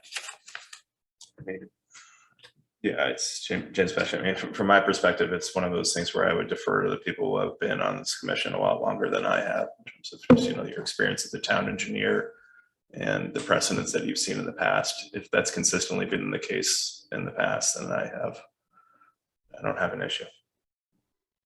One of the issues that we discussed last time, I believe, John Chris, is more storm sewer on Garibaldi to help siphon everything down to the river, in effect, as opposed to rolling down the hill, which is what it does now. That does not exist at this point. That may at some future date, but I'm not sure when the future date is, if ever. But this water runoff from Brushy Ridge, and it's called a ridge for a reason, because it's up there and it goes downhill. It's not going to get is going to happen. There's no stopping it, and the issue is where's the water going to go?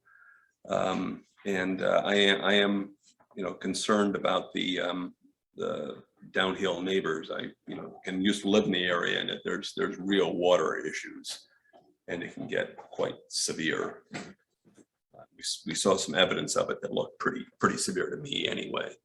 But anyways. Well, could we suggest to the town, if we made, getting a little off the motion that's been posed, but if we suggested to the town engineer that the video of our meeting where the neighbors did express their concerns be viewed, and then the town engineer has all of the information that we have from the neighbors and makes presumably a professional conclusion.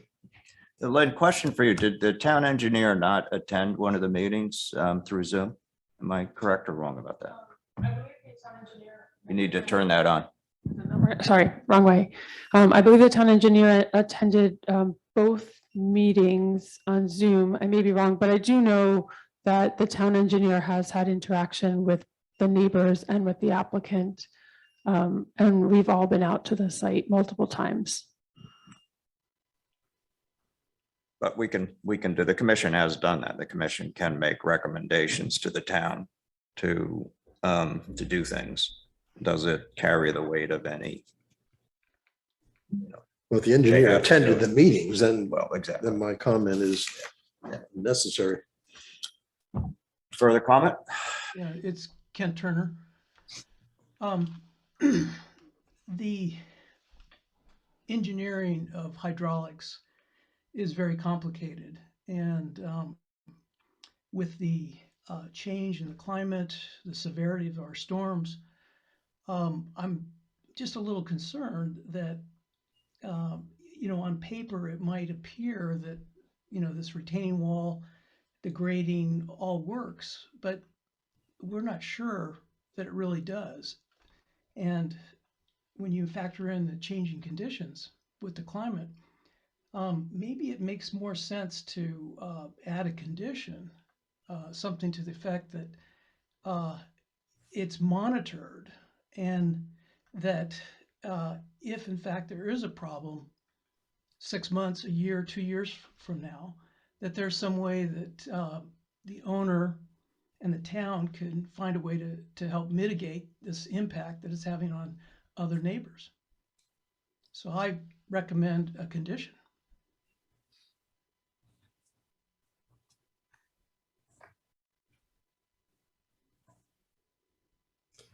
Mr. Chairman, is that possible to have put a clock on the thing and then, we're gonna redeal it in 2 years or 1 year or 3 years? Well, we did, last month, we did discuss a 1 year out report would be required as a potential condition. Well, let's say we do that and we approve that and we get the report and it's bad. So, Right. so what do we do now? Right. That's the problem. That's what I'm going That's the with. problem. Yeah. Then it's just a doorstop. Right. Unless, I don't know whether it would legally hold, but, unless we require the applicant to make remediation. But I don't know if that works. Did you discuss that with council by any chance, Lynn? No. Okay.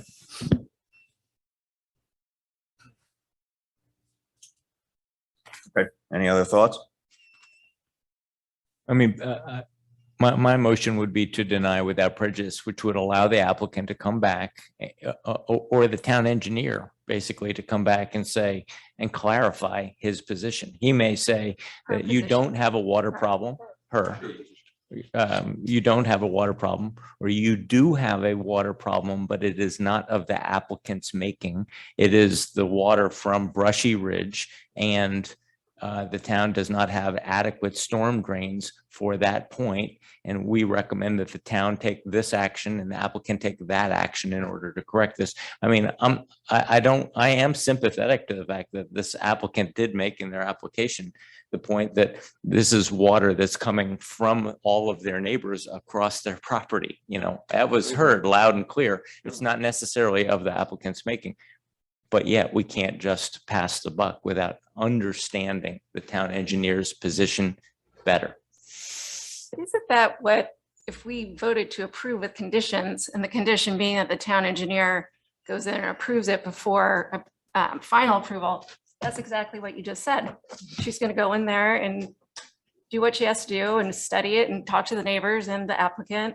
And she's not going to recommend something that she doesn't think is sound. Does that imply that the town has a responsibility, that there's any action on the part of the town? I think perhaps she could interpret the action of this council commission as to approve or not to approve, period. And I think I'd like to hear more information about what is the extent of the problem. And she did not provide that to us. As I understand it, Commissioner Ango, if this commission decides to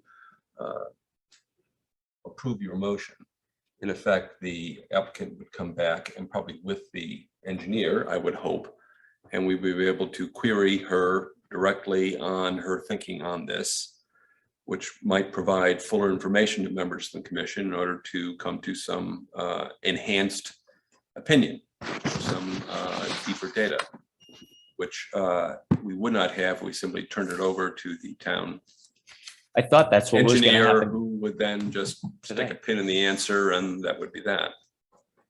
So part of it is, why isn't, been if there was a potential issue that the town engineer, it sounds like the town engineer has been intimately involved before. One would have thought that they would have at least made some sort of statement. And the fact that, we don't approve what is happening right now. So the other part of this, I think that we brought up is the possibility of the Department of Public Works, which, when you can say whether or not the Department of DPW has been involved and looked in this in the past, and to what extent is a potential solution to this is catchment basins around Brushy Ridge, additional catchment basins. The Department of Public Works have to make up that with the other. Can't hear you. You gotta turn that off. Wrong way again, sorry. The Department of Public Works would have to make a determination that they want to add additional drainage in the town's right of way. That's their call. They haven't made that yet. But just to add on another little detail, the response that you guys are sort of querying of whether or not the town engineer is satisfied and has no further comments, that's typically her response when on all applications. I mean, you probably have seen it on this round of applications as well, when she feels she's satisfied with what's been provided. Meaning she's comfortable with the plan. Yes, perhaps that's a better word. So do we, would you potentially include in a condition that let's take this 1 year time horizon that the Department of Public Works has a revisits this as well? Do you mean revisits drainage in the right of way? I mean, that could be a recommendation of this commission to Public Works or to the town itself, that the town consider it.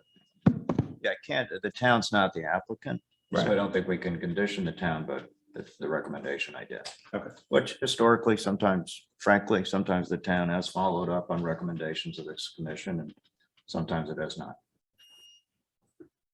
Gotcha. Just FYI. Okay, anybody else before I call the question?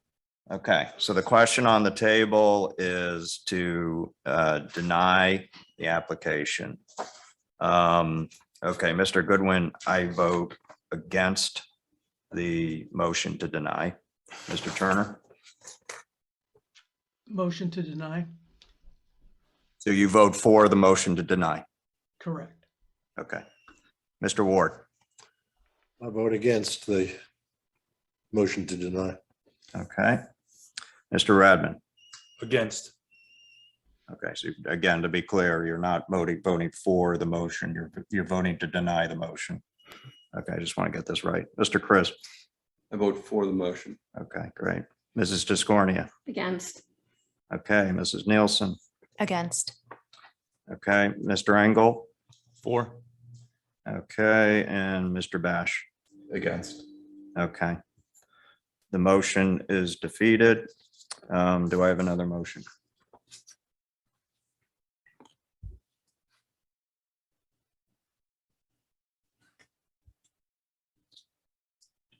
I move that we approve.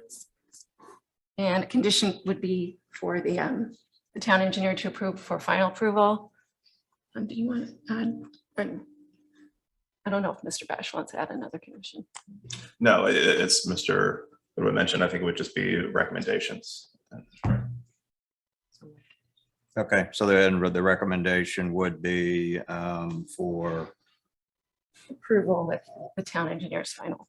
no, Mr. Bash, though, you are suggesting in addition to the condition, you would want a recommendation. Correct. Can you word that, please? Yes, that after a period of no greater than 12 months and no less than 6 months.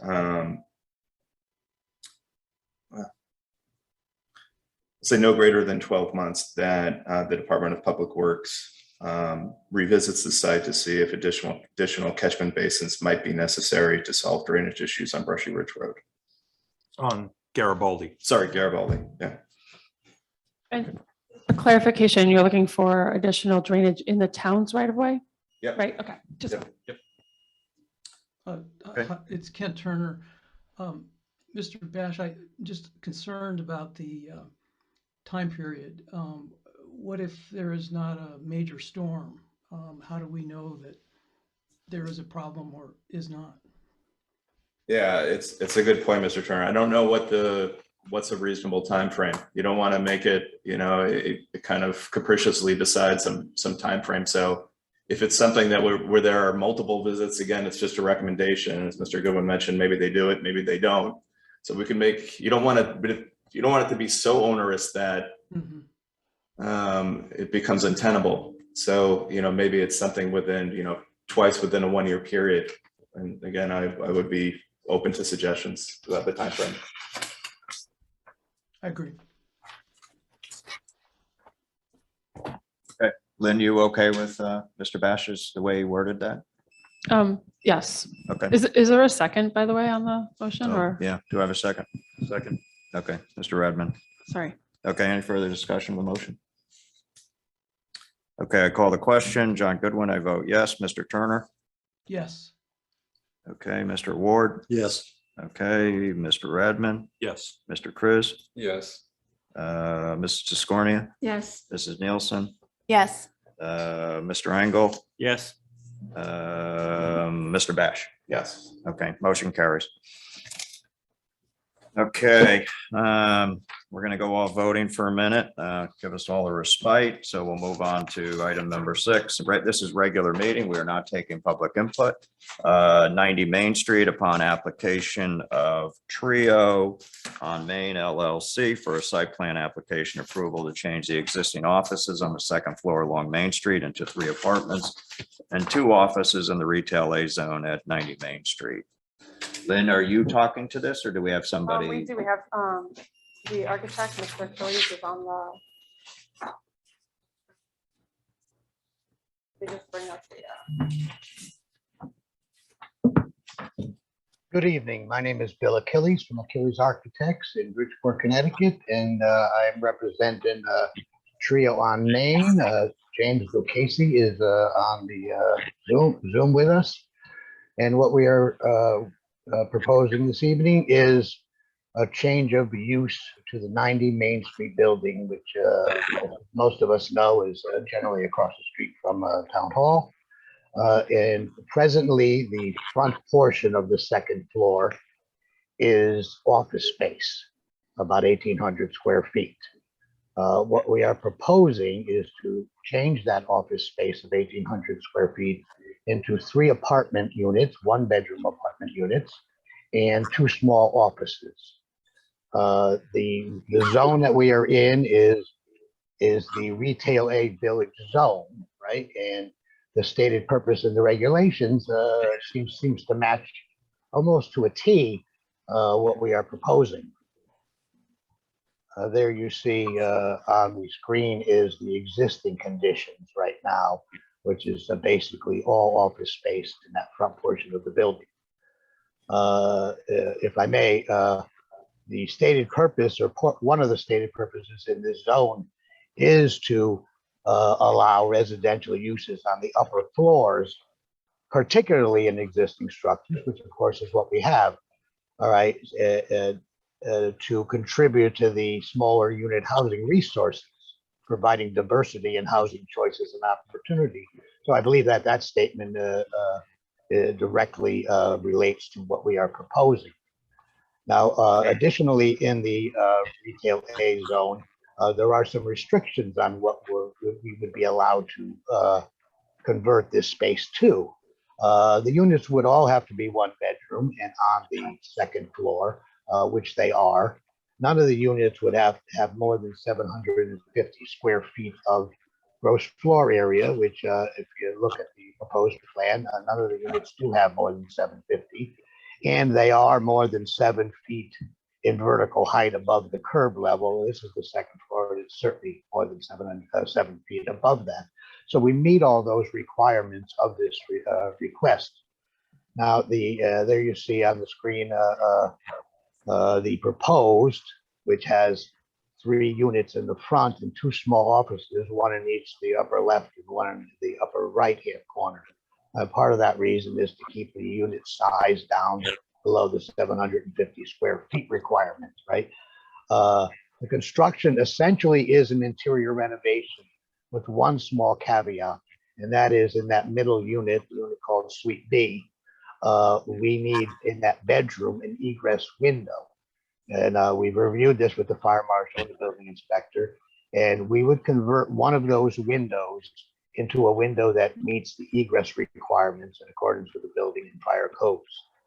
It would look the same as every other window, but would function slightly differently. And that's the only exterior change we are proposing at all. And I do believe that we meet all the stated requirements and the regulations, and I'm available for questions. Questions for the applicant? I actually have a question for Lynn. Is this application up on the site? Yes. Under what? 90 Main, I think. It's under Administrative or regular meeting. It's under a regular meeting. Regular meeting, click on that one. You see where I'm pulling it from? Thank you. Yeah.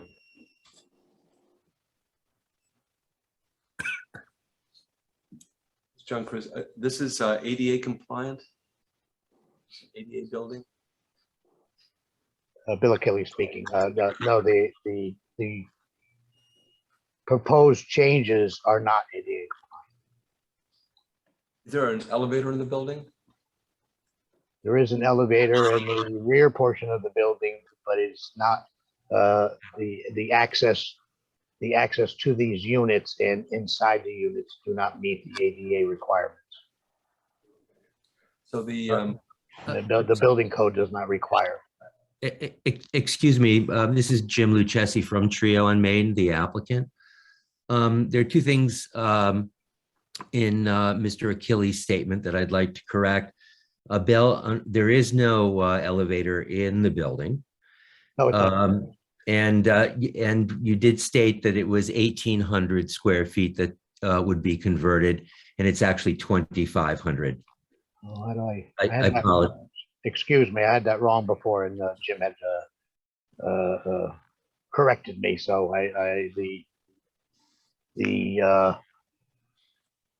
the narrative that we submitted says 1,800, so that's incorrect, right? And I did think there was an elevator in the rear. I guess I'm wrong. Yeah, and I did change the 1,800 to 2,500 before submission. Sorry about that, Bill.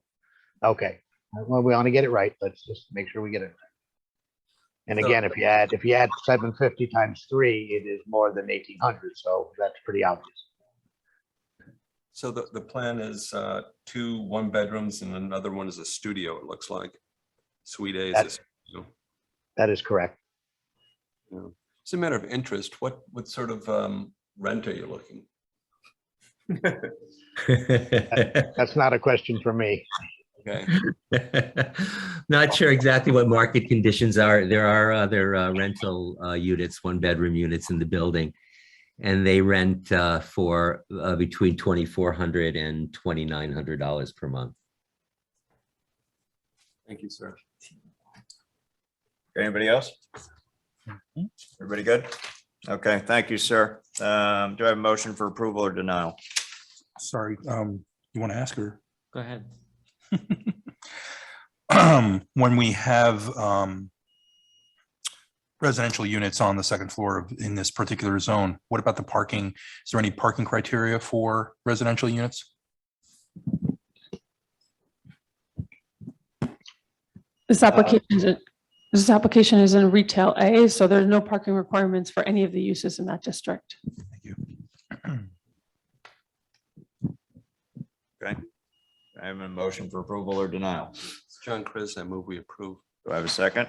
Second. Okay. Oh, I'm sorry. Who's your second? Oh, Who's yeah, your se- sorry. who seconded? We need another second. I'll second it. Okay, Mrs. Nielsen seconds. Okay. Mr. Chris, reasons for approval. These seem to be well-designed units. They will be providing some alternative housing options for our downtown area within certainly walking distance of businesses, since it's right above businesses. Lower priced units for either ambulatory elderly or younger people.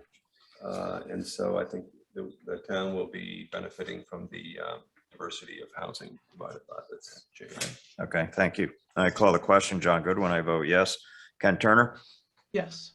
Dick Ward, Yes. Dan Radman, Yes. John Cruz, Yes. Claire Tiscornia, Yes. Krista Nielsen, Yes. Arthur Cassavant, Yes. John Engel. Yes. Okay, great, carries. Item number 7, Thank 8. you. You're welcome. Item number 7, 8, and 10 Houston Lane upon application, Jacqueline Kaufman, Carmody Torrance Sandak, authorization for Thomas Sanseverino, owner for a modification of existing special permit granted October 27, 2020 in the retail B zone at 8 and 10 Houston Lane. Who's Mr. Sweeney? Good evening, Mr. Chairman, members of the commission, Michael Sweeney, Carmody and Torrance, here on behalf of the applicant. Just by way of a little background, you recall that you had approved this application some time ago. It was taken up on appeal. We defended the appeal, and then not too long ago, the appeal was withdrawn. So our client now is moving forward with the approval from this commission. With the passage of time, there's been some rethinking about some of the finishes to the building, and that's why we're here tonight to run that by you this evening. So I'll ask our architect, Ryan Salvatore, to present. Thanks, Mike. Hi, everyone. Ryan Salvatore, joined also by Tom Sanseverino, property owner. Really, we're here for 3 principal changes on the exterior of the building that are palette changes. So there's no change to the massing, to the form, or to the size of the building or program. We're looking to substitute what had been proposed as brick veneer in certain places with stone veneer. Instead, it's real stone. It's 4-inch nominal thickness, exactly the type of stone that you would see on so many other projects built today. We are looking to substitute the color of the trim on the building to a shade of white rather than the green that was originally proposed, and looking to change the roof color from weathered wood to a charcoal. And that really is just in the service of trying to transition the palette to a little bit calmer palette, more in the gray tones, and just so the roof responds to the other 2 changes. Okay, questions for the applicant? What's the material of the roof? The roof is asphalt shingles. Gray? They're a charcoal.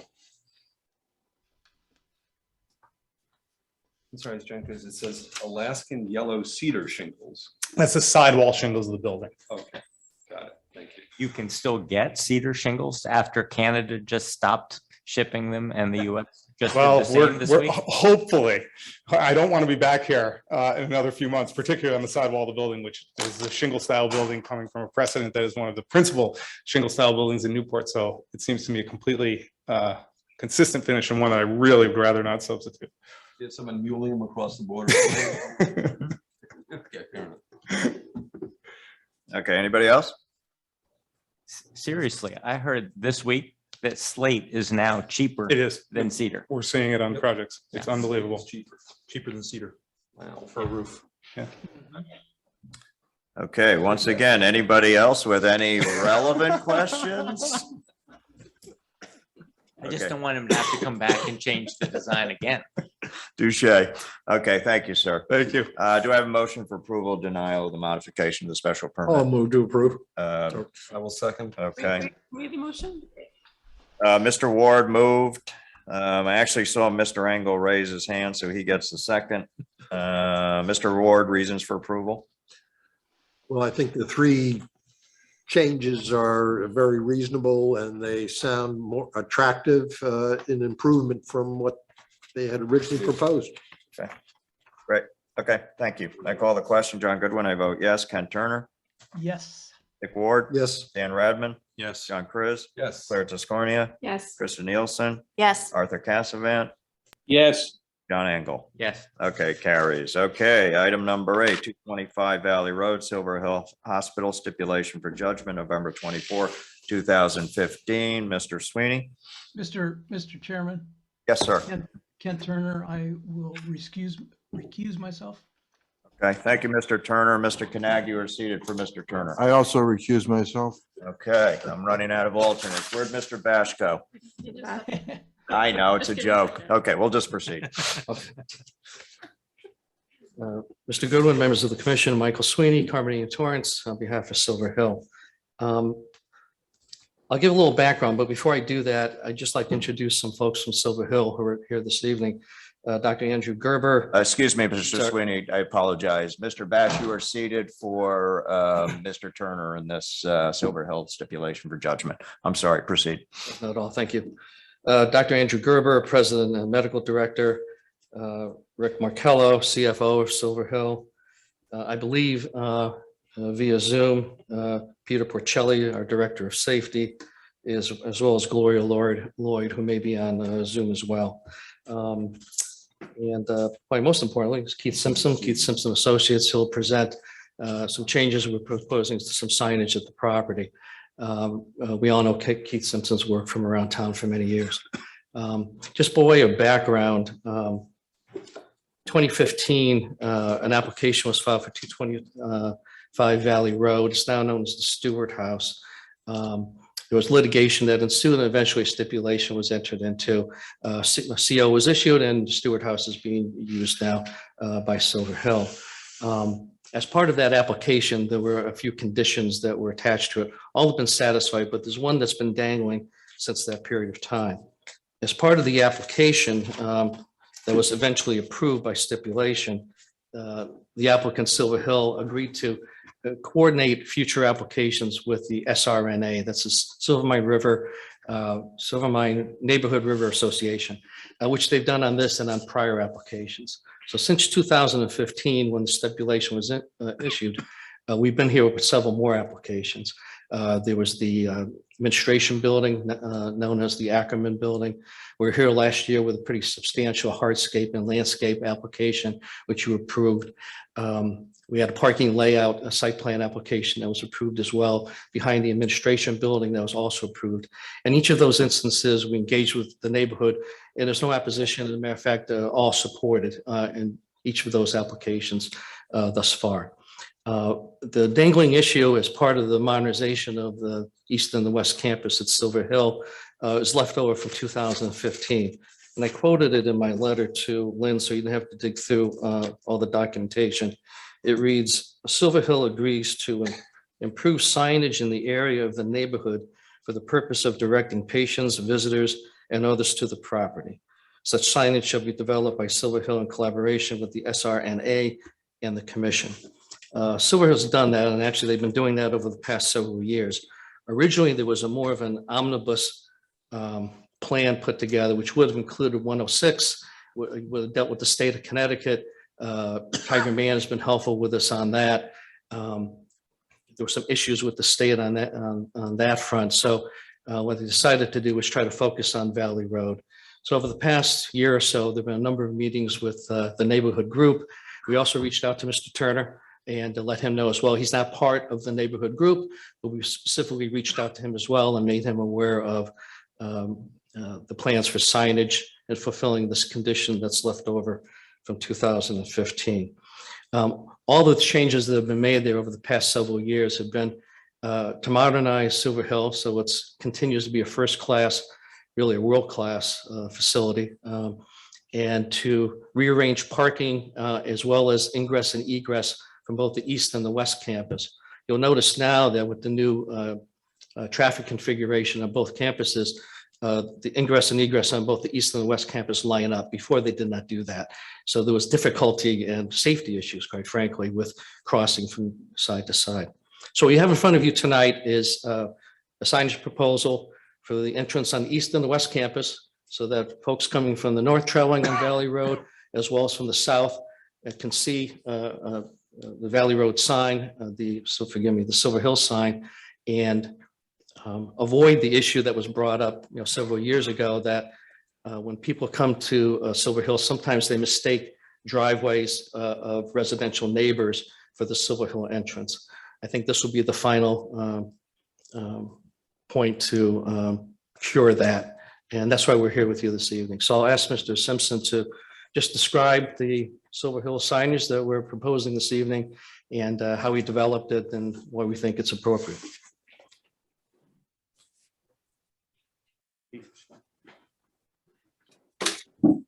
Thank you very much. Good evening. I'm Keith Simpson, and I just want you to know that this is, we've put a lot of thought and care into how we develop the signage. It's the last piece of this puzzle. The reason for it happening now is that the entrances to Silver Hill were refined, so they were opposite each other. So otherwise this might have occurred earlier, but now is the time for the signage. Many people do visit Silver Hill who don't know where it is necessarily. They come from out of town. They may have a relative at Silver Hill for a while. So we do feel there's a need for people to be able to find Silver Hill when they come down Valley Road. At the same time, we recognize that we're a non-conforming use in a residential zone. So we're very sensitive to whatever goes on at Silver Hill is in keeping with the residential district. So it's a fine balance that we're trying to strike.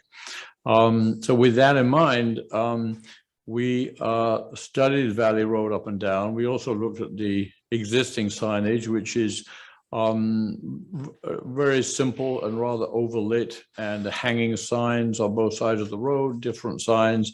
It's just not very clear as to where people are supposed to go. So after a good deal of study, we felt that the best thing we could do was to actually have 4 signs, which are at 45 degrees angle to Valley Road, so that when you're coming from the south, which is usually from town or from the north, and there's a lot of traffic which comes down from the north towards Silver Hill, there would be a sign in each direction telling you which is the East Campus and which is the West Campus.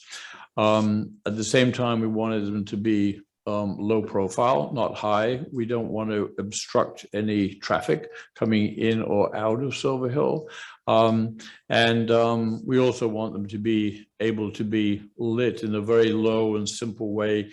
We do want them to be able to be found. That's the really important thing. If they're not actually going to be clear to people coming along Valley Road, then they're not serving their function. But on the other hand, the lighting we want to change so that it's just lighting on the ground, which is small pencil lights which flush these low signs.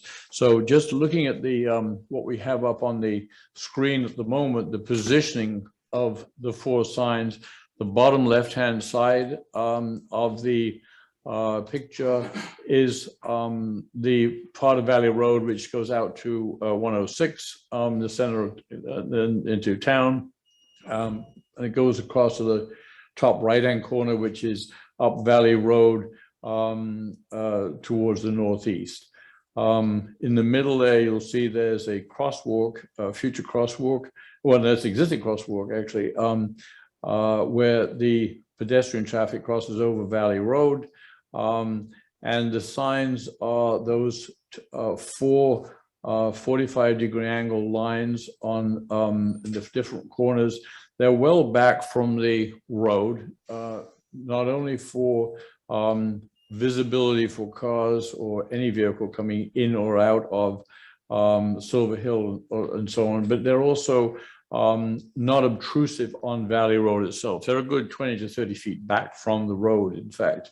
We'll have very low planting in front of them, and they'll fit nicely into stone walls, which we have on the west side of Valley Road right now, and a building on the right-hand side.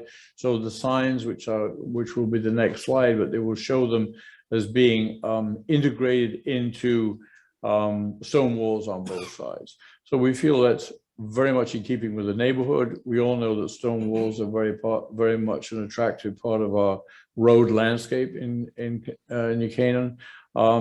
And so we feel we do need those 4 signs, however. So if we could have the next slide, please, that will show the picture of what the sign looks like itself. Now, these are on either side, will be stone wall work. It's not a very big sign. And the width of the sign is only 5 feet, which is about as much as you can reach with your hands. It's about 1 foot off the ground. It's about 2.5 feet high. The nature of the signs will be they will be a granite, the sort of a sandstone color, which we believe is in keeping with the stonework of the neighboring adjacent stone wall. But we do want the signage to read clearly, not only the Silver Hill, but whether it's West Campus or East Campus. Actually, Silver Hill has about the same number of buildings on either side of Valley Road. So we really felt we couldn't just simply identify one side only, but we do need to be able to identify both the West Campus of Silver Hill and the East Campus of Silver Hill. So we feel the sign is an appropriate scale.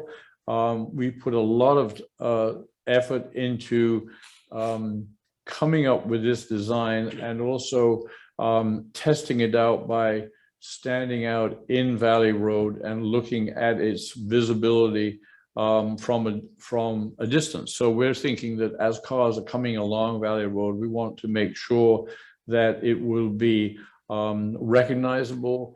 Valley Road is fairly straight in that area. When you're coming from 106, though, there's a curve in the road and so on. So we did the testing to make sure that we really felt it was appropriate scale, an appropriate height, and the lettering was appropriately recognizable.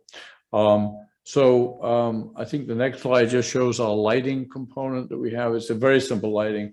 Actually, one of the ones which is most similar to this lighting wise, I think probably all of you know the one or two signs here in town where there are signs like that, where there's a small light just lighting, it just washes the bottom of the sign.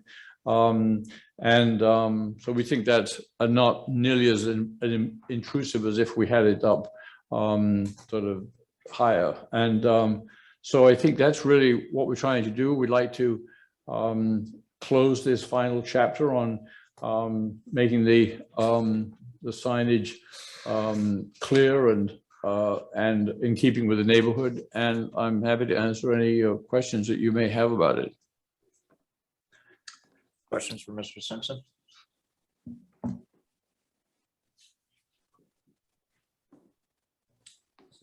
I think we're good. Yeah. Well, thank you, Mr. Simpson. Thank you, Mr. Sweeney. Does it replace any signs? Have there ever been signs there before? Yeah, there are signs there now, and sort of fairly high. So the lighting shines on them, and they're white, and so they are conspicuous as you come down Valley Road. But I think they're more prominent than they need to be. I think these could be actually more effective and not as conspicuous in the neighborhood. So these replace those signs, they're not additive? Correct. These are replacing signage, which is there, right? I did one question, Mr. Sweeney. Just to confirm that this plan has been reviewed with the neighborhood association and they are okay with that. It has been, and they are. Okay, thank you. Anybody else? Okay, thank you, gentlemen. Do I have a motion for approval or denial? The stipulation, last item to it. Motion to approve. Second. Wait. Mr. Engel moved approval and Mr. Chris seconded. One thing I would like to say is I want to congratulate the Silver Hill team, all of you. We've had some tough applications and some tough times over the years, and I'm pleased to see the extent to which you've reached out to the various neighbors, and I certainly encourage you to continue to do so. It's really the way we struggle with institutional uses in our residential neighborhoods, in our experience. And I remember a number of years ago, we said this to your predecessor, that the best thing you can do is to take control of it and not make planning and zoning have to make decisions. And so I highly encourage you to continue to do that. But I'm very pleased to see this. I call the question. John Goodwin, I vote yes. Mr. Turner's recused. Mr. Ward? Yes. Mr. Radman? Yes. Mr. Chris? Yes. Mrs. Scornia? Yes. Mrs. Nielsen? Yes. Mr. Cassavant? Yes. Mr. Engel? Yes. Mr. Bash? Yes. Okay, great. Thank you. Let's make a few more decisions. You're welcome. 705 West Road. Do I have a motion for approval or denial? Motion to approve. Okay, do I have a second? Second. Okay, Mr. Engel, do I have any conditions or straight up approval? I have no conditions. This is John Chris. Mr. Engel, would you consider adding some conditions on some installation of additional screening along West Road? What would you suggest? I was not going to make the condition. I think that neighborhood is probably not benefiting from a wall of arborvitae or whatever it is that we might be suggesting. I'm not an expert in screening, so I just feel like it's an attractive structure and it's set back far enough from the road, and there is already screening there. So I think that that I wasn't going to impose an additional requirement. I would not recommend arborvitae unless you want to feed the deer. Right. And there are a lot of deer on West Road, and I don't think the applicant wants to feed the deer either. What I would suggest is some native deer resistant plants that are attractive. That would be like a picket line along the two structures. Well, one's a flat structure, but a structure, something like mountain laurel, which is the state flower, which is very pretty, and it gets about 5-6 feet high, and it's evergreen. It's nice. Something like that would be perhaps an appropriate one. I'm sure that the applicant can find a landscape architect who can stick a pin in something, and that the Lynn Abney can approve any final plan. So it's just that that's the condition, That's that he the- add native plants subject to the approval of the town planner. That's historically what we have Period. done. Yeah, Native evergreen plants too. Yeah. Then we'll add that So condition. less on specific plants. We'll leave that up to the landscape architect. So So just, that acceptable, Mr. Engel? yes. Okay. Did I get a second? I second. Okay, great. Okay, any discussion on the motion? Okay, I call the question. John Goodwin, I vote yes. Ken Turner, Yes. Dick Ward, Yes. Dan Radman, Yes. John Chris, Yes. Claire Tiscornia, Yes. Krista Nielsen, Yes. Arthur Cassavant, Yes. John Engel. Yes. Okay. one Although I more. hate to see him screen all that lovely field stone that we asked that he's put into his design, but I'll go with it. It is a nice field. Okay, item number 463 Old Studio Road. Do I have a motion for approval or denial? I would motion to approve with conditions. Conditions, Mr. Radman? I think it's a unique lot. Obviously, a lot of front yard issues. And it's definitely something we will have to address in the next round of zoning with that 150-foot setback issue that we have. But given the position of the lot, the recommendation on sliding either eliminating the patio or adjusting the position of the pool to accommodate the patio within the setbacks would be acceptable. Okay. Do I have a second? Second. Okay, Mr. Turner did second. Discussion of the motion? Everybody good? Mr. Engel? You're requiring it be moved, or you're saying you? One or the other, either eliminate the An patio option.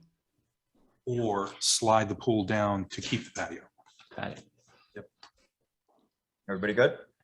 Okay, I call the question. John Goodwin, I vote yes. Ken Turner, Yes. Dick Ward, Yes. Dan Radman, Yes. John Chris, Yes. Claire Tiscornia, Yes. Krista Nielsen, Yes. Arthur Cassavant, Yes. John Engel. Yes. Okay, super. Item number 2, Planning Subcommittee update. Mrs. Nielsen, do we have any updates? I do not. Okay, number 11, administrative actions or other matters may properly come before the commission. Item number 8, Buchanan Baseball, Softball Inc. permission to use the fields at New Canaan Country School, 545 Ponus Ridge Road. I don't see anybody here. Lynn, is anybody presenting, or are you just you've taken us through this? Yeah, there's no one presenting. I just want to edit the subsequent to when. Oh, sorry. That's okay. So subsequent to adding this to the agenda, the applicant indicated that they will ask New Canaan Baseball not to start until after the 26th, which is tonight, and defer to you guys on your decision.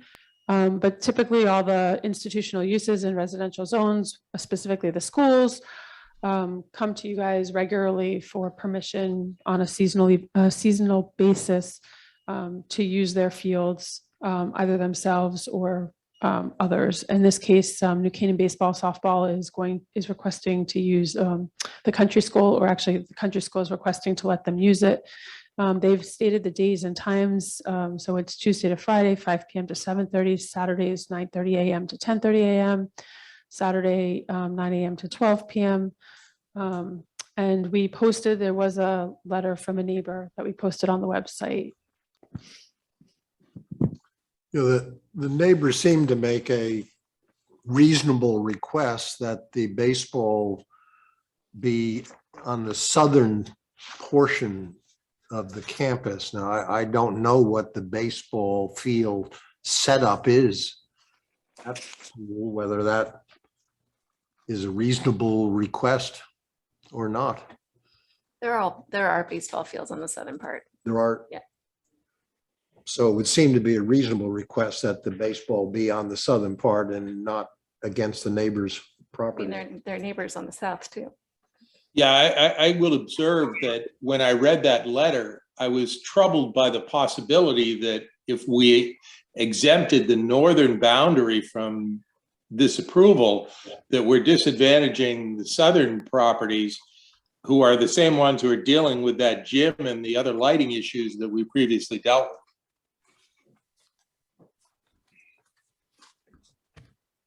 Well, good point. I mean, is it up to us to decide what field the baseball teams play on? Wouldn't that be up to the country school?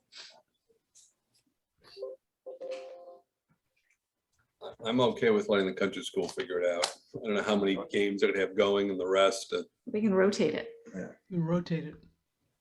To the extent it's rotatable and there are open fields to rotate into. Yes. Okay. Then we need to vote on this, right? Yes. Okay. Do I have a motion for approval or denial? Is it approving that they can use the field? Yeah. Per the outline in the agenda. The times and the days. The times that are listed in the agenda here, these are the times that they're asking for. The 5 to 7:30 p.m. Saturdays 9:30 to 10:30, and Saturday 9 to 12. But they're only asking for an hour. So that's it. That is it. It seems, I mean, being a neighbor of Irwin Park and having Little League across the street every Saturday morning at 7 a.m., which we can't do much about. I think these are reasonable hours. She wrote a letter. Huh? She wrote a letter. We did. They don't heed the letter. It's supposed to be an 8 o'clock start time. But to that point, I mean, I think these are reasonable hours for activity. No one should, and we do have a noise ordinance in town, and these hours do comply with the noise ordinance. So it's a hard thing to deny. Okay. Dan, you moving approval? I'll move to approve. Okay, super. Do I have a second? I'll second. Okay, I call the question. John Goodwin, I vote yes. Ken Turner? Yes. Dick Ward? Yes. Dan Radman? Yes. John Chris? Yes. Claire Tiscornia? Yes. Krista Nielsen? Yes. Arthur Cassavant? Yes. John Engel? Yes. Okay, great. Item B, 830J draft affordable housing plan. Lynn, do you have comments? You want to update us where we are? Sure. So I hope everyone had a chance to read the document or at least glance at it. The 830J Affordable Housing Plan, it is an annex to the larger West Cog Regional Plan for the Affordable Plan. So just to clarify, back up a little bit, 830J is part of the statute. In 2017, the state mandated that every municipality in the state of Connecticut had to prepare a plan looking 5 years forward of how they're going to address affordable housing in their community. The plans are due in June of 2022 at the state. And there is a subcommittee that is comprised of 3 members of the commission. Art Casavan, John Goodwin, and Kristen Nielsen are serving on it. And it's supplemented by Scott Hobbs and Peggy Danneman. And as well as Kevin Moynihan is ex officio, and I'm the staff liaison. So we've been working hard at looking at affordable housing in our community and moving forward across the next 5 years. The plan follows a format sort of set by WestCog and all of the similar communities in WestCog that are participating, and there are a bunch of them, follow a similar format. It provides a brief history of affordable housing in the town, what we've done in the past, and how we're going to move forward. We've sort of we've recommended 4 main strategies in the document. The first is maintaining a rolling 830G moratorium. We've also recommended that we continue to prioritize public support for affordable housing. We've recommended that that we encourage private construction of housings that services the need for affordable workforce, senior, and special needs populations. And we've also recommended that we perform additional studies that inform where existing housing stock could be conserved, where higher density housing stock should be developed, and identifying partners that could assist with construction, financing, development, asset management, and maintenance. Much of the data in the plan is culled from the census and from the American Community Survey.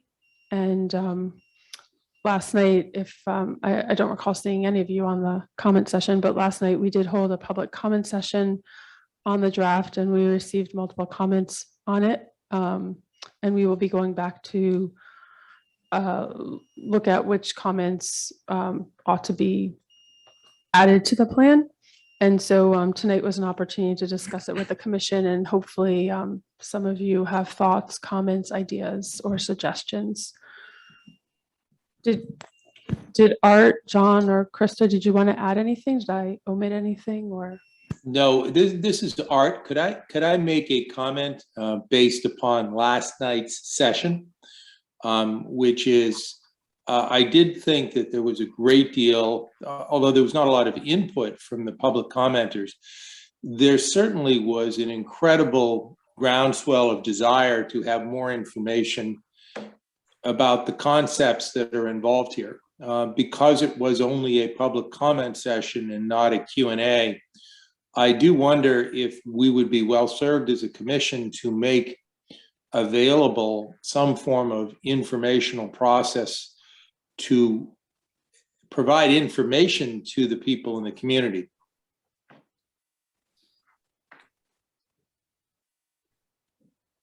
So, one, I think that's a very good idea. Two, I think, just getting back to the plan itself, I read through it. I think it's really an excellent roadmap, and I recognize there was many volunteer hours that were spent composing it. But it is a roadmap. And I think one of the things that was pretty clear to me in reading it is that we have a lot of decisions ahead of us, and we have to execute, and we probably have to execute pretty expeditiously because we're looking at the next 4-year moratorium potentially. So I think one of the things that we can try to improve upon is what Mr. Casavan is mentioning in terms of having more of a dialogue, a two-way dialogue with the community. And, if that takes the form of a town hall, if that takes the form of pushing information out through some of our local media, maybe there's multiple avenues of doing that. But I think this is an issue that's top of mind to many residents. And there's, as we know, this is really complicated. it's in everyone's best interest that this be more of a holistic dialogue with the community. I have some other comments, but I want to wait for other commissioners to give their input. Or not. Keep going. Keep going. All right. So one thing is I thought, just referring to page 30, consider the establishing, this is in no particular order, and I apologize if I'm going to be long-winded here. Consider the establishing of an ongoing affordable housing committee. Love that idea. And what I would just suggest is, even though we've had, excellent representatives on that commission, that we broaden it out. I think it's very important that there's a cross-section of members of other town bodies like town council and the Board of Finance. I'll explain why in a second. But I also recommend that we have some residents be on that commission as well, that have maybe even I wasn't on the meeting last night, but maybe some of the people that gave input last night. And part of that is because the reason why I think that should be a pretty broad section of people in an ongoing commission, or committee, I should say, is a lot of these solutions are going to require some degree of dialogue with other town bodies and coordination with other town bodies. And, as I mentioned before, given how long these projects typically take, and here I'm talking about kind of higher density affordable housing projects and trying to get to the next moratorium, if it takes a few years for a new Canaan Parish or something like that to go from conception to completion, then it really is in our best interest to try to resolve some of these outstanding questions that are mentioned in the plan within the next year, if not sooner. I'll give you one example of where I think that having people on different town bodies is going to be important. One of the things that's suggested in the strategy section on page 20 I'm referring to says to continue to collect affordable housing trust fees while refining their amount, source, and use. I agree with that. However, there are different things that we can do in terms of potentially pulling more resources to the Affordable Housing Trust Fund. And one suggestion I have, and this is something I've talked about a bunch, is to try to get the town council, Board of Finance, Board of Selectmen potentially on the same page, or at least having a dialogue about using some of the remaining ARPA funds, I believe it's around $2 million, to go to the Affordable Housing Trust Fund. I don't know what the existing amount is of funds that they have, but I imagine it's quite depleted after New Canaan Parish.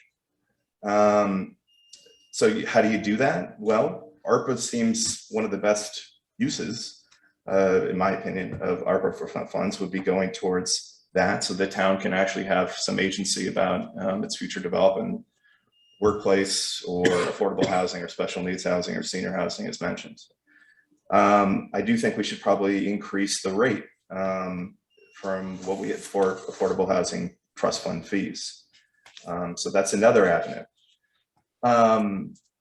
If we, for example, when we design a budget, the Board of Finance always assumes that we're going to collect 98.5% of assessed taxes. That's the amount that we're going to collect from New Canaan residents. Consistently, as Mr. Engel will know, it's above that. We're typically around a 1% above that. That could add $1.5 million, some of which of that overage, in those years where we do have overage over that 98.5%, I would recommend that some of that would go to the Housing Trust Fund. So there are different avenues for potentially sourcing funding for that trust fund that is in the interest of what I think, a guidepost of the plan, which is to continuously reach for your moratorium requirements. One other thing I just wanted to mention is it was the discussion, I think, in our last meeting about whether or not we present the town with the residents with options, different options in terms of where we'll be having affordable housing development. And, I think there was a little bit of a back and forth as to, well, there's always going to be some blowback if we present options. And, I really feel strongly that I would rather have people see kind of an open and transparent process and allow them their input elicit their input for their preferred options and where we could potentially build, rather than make some of those decisions in some sort of perceived vacuum, whether it be on this commission or, you know, among other town bodies. I think that the more kind of stakeholder involvement that we can have, again, through whether it be an online survey or through a mailer, we can at least then said, you know, we've covered some of the bases in trying to get your input before we make decisions. I could add to that. I think you make some excellent points, and I just wanted to kind of address maybe some of the structural aspects of what you said. Affordable Housing Commission is an excellent idea. And but I was here until 11 o'clock last night, where the Board of Finance and the Town Council all sat here, all 20 of them. And in 4 hours of meeting jointly to try and work on things, they voted on nothing and they all left frustrated. So let me just tell you that trying to get the Board of Finance and the Town Council to all work together on something as massive as this with us, it's going to be very important that that each stay in their lane, to use a term, and define this very, very clearly what each of our responsibilities is going to be. I would suggest that the creation of a commission is either done one of two ways. The Board of Selectmen tend to create advisory committees, like building committees and advisory committees to the Board of Selectmen. I would interpret what you just said as this is more or less a permanent committee, more like the audit committee, which was formed by the Town Council, or the ethics committee, which is the most recent. So if it is it could be our recommendation to the Town Council that they take under advisement the creation of a permanent affordable housing commission and put it into their rules or put it in their charter. So that's the first, as opposed to the Board of Selectmen creating a temporary. I think this is what you're suggesting is maybe is a more permanent need. Yes. The second thing is the allocation of more resources is probably not the Town Council. That would probably go to the Board of Finance. And I think that while you're saying ARPA this and that, and where to get it, they will probably not want to hear from you where they should get it, but they might want to hear from the planning and zoning what the level of commitment ought to be.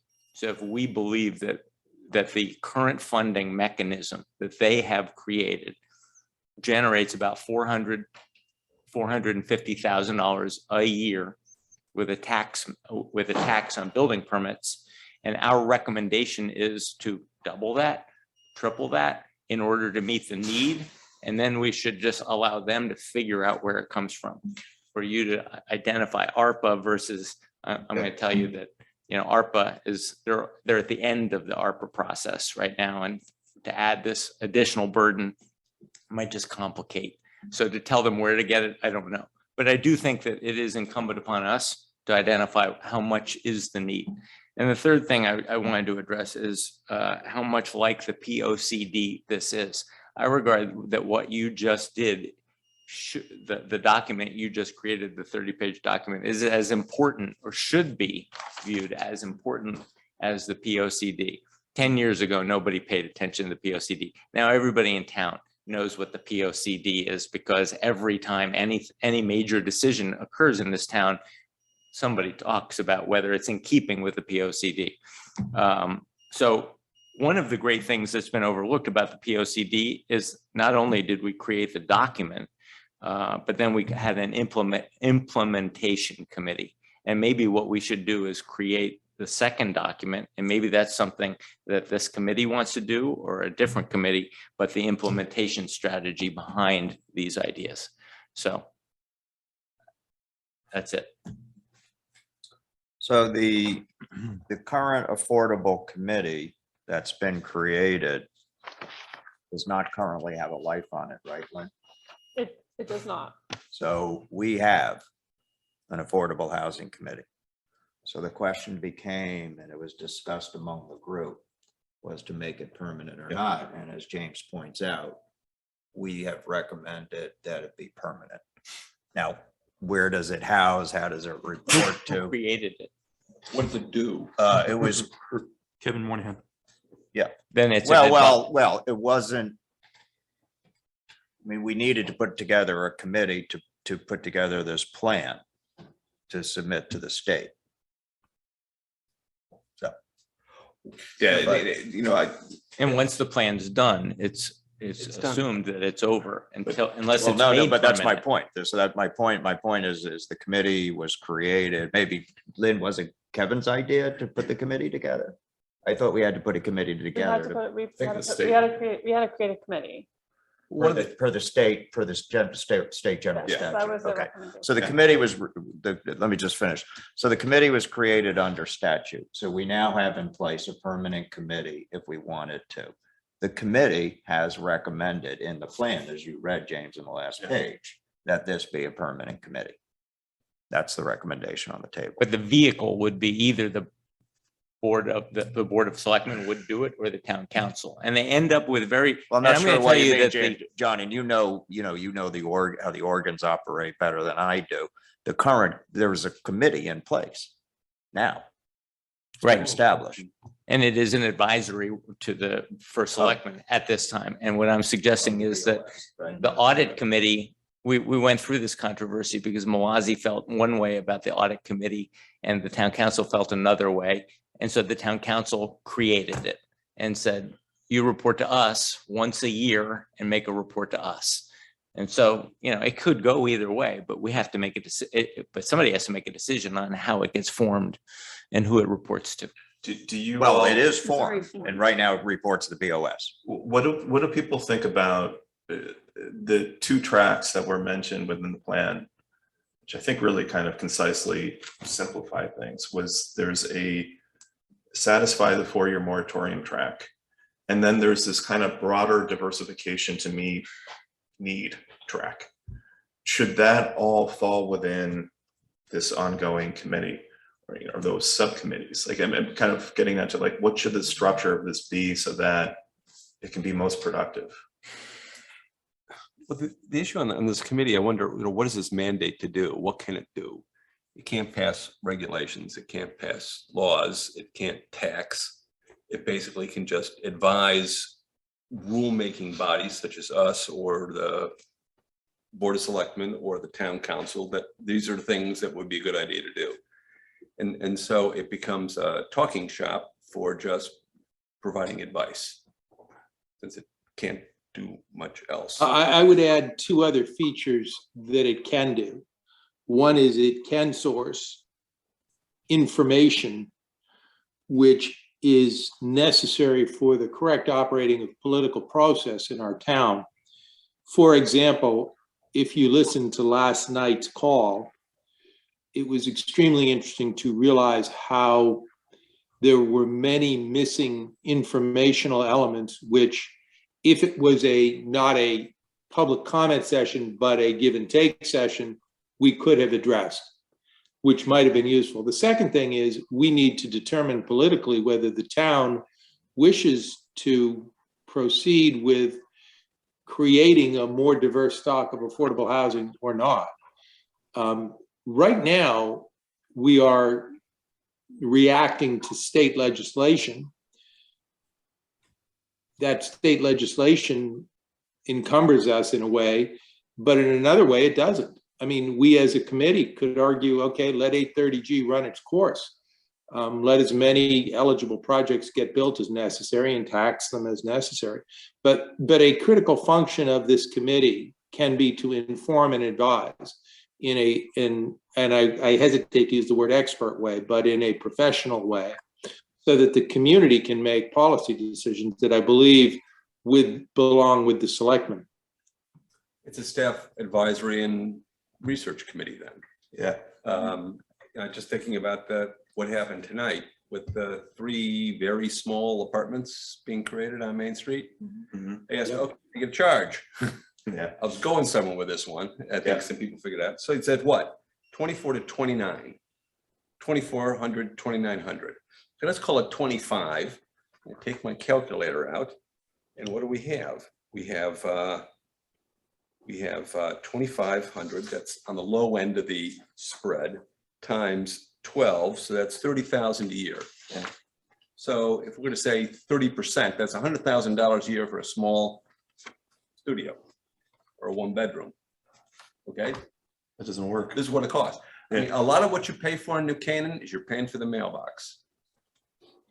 Well, I would point out, by the way, that in the process of approving that item tonight, we created 4 more units in the denominator of eligible housing, which will require the creation of another proportional gap of low-income housing. And you know, this gets to the functions of rulemaking and expert advice. We didn't once raise the issue, nor should we have, because it wasn't eligible under the Retail 1 requirement, but we just added 4 more units of housing, gang. Well, that's why I think that on the one hand, it's right to think of things as 2 separate tracks, satisfy the moratorium requirement for as long as the 830G statute is in place and hasn't been revised. And then recognize that it's a separate goal to create more diversification of housing for the young folks that might be moving into those apartments for $30,000 a year, or senior housing or special needs housing. So now those things might be in conflict with each other for the reason you mentioned. One side might be saying we need more of this, you know, as the state defines it, somewhat affordable housing, but really is more like workforce housing because the cost of land is so high and rental prices are so high in New Canaan. And that's just going to keep increasing the denominator, making it less likely that we can reach moratorium requirements. And I get that, or the 830G 10% threshold. But we can, I don't think they're mutually exclusive. They can complement each other. They can complement each other because we've seen it before. We've seen it before in the case of, you know, Millport. We've seen it before in New Canaan Parish. But I do think that those tracks, they all need to be under the same rubric, right? They need to be collaborating with each other. And I don't see how this gets done effectively if you don't include the selectmen, some members of the selectmen, the Board of Finance, and the town council. Well, Commissioner Cassavant, I remember comments that you have made in this commission that you have said definitively that affordable housing does not get created without a subsidy. And that is absolutely correct. Okay, so I'm going to take you at your word on this since you spend your life working on these transactions. I mean, I've spoken with members of the elected town government, and you know, we're running out of, I mean, the affordable housing, the true affordable housing, let's call it, that's in town is all on town land that is rented at almost nothing. Essentially, it's free. So we're running out of town land to put this stuff, unless you want to start converting parks, and that's not going to happen. So where are you going to put the thing? Okay, you can cannibalize parking, grade parking, maybe. Certainly that's an option. Then you have to decide, okay, where are the cars going to go? But, you know, does it come down to the town simply writes a check based on higher taxes in order to buy land someplace, scrape the site and put up buildings? That's certainly an option, but that gets expensive too. And then you have the issue of the NIMBY banana issue. Bananas build absolutely nothing anywhere near anyone. Issues coming up, which have their own challenges. I mean, look what's happened with this commission and the town with cell towers. You know, we want a cell tower, but we don't want it here, which is why we have not perfect cell service in this town. So these are serious challenges, and a lot of it is to really solve it takes fairly large amounts of money, is what I've heard. And John, if I could comment, I agree with 100% of what you said in my earlier comment. This is really a political issue for the town to decide if it wishes to actually diversify housing stock, or if it wishes simply to try to keep a moratorium in place. You know, it is a great challenge. And to the best of my knowledge, I've never seen qualifying affordable housing built without some form of subsidization. Their subsidies can come in many forms, but it is both expensive and it does require subsidy. I'd like, We voted on diversified housing tonight on walk-up, small one-bedrooms that you have to have $100,000 a year to rent. So this is our version of diverse housing in New Canaan. I'd suggest that we're not going to solve it tonight, but I would like to see out of tonight that we make a recommendation to the town council. They're the elected body, that they form the committee. And in so doing, they make this a priority for the entire community. They're the elected body. They form the commission permanently.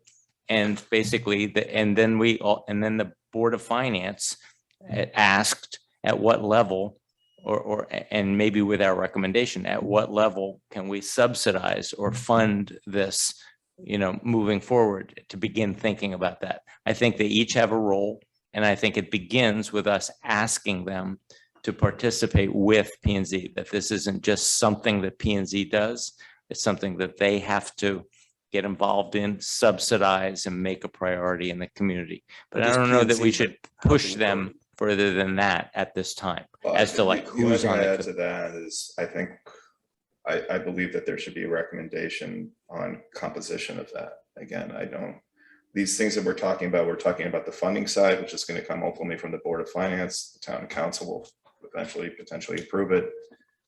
If you don't have Board of Finance members there, or planning and zoning members on this committee that you're talking about, it's just going to be delayed. The timing, we know how it is with FOIA and everything else. All this needs to be public.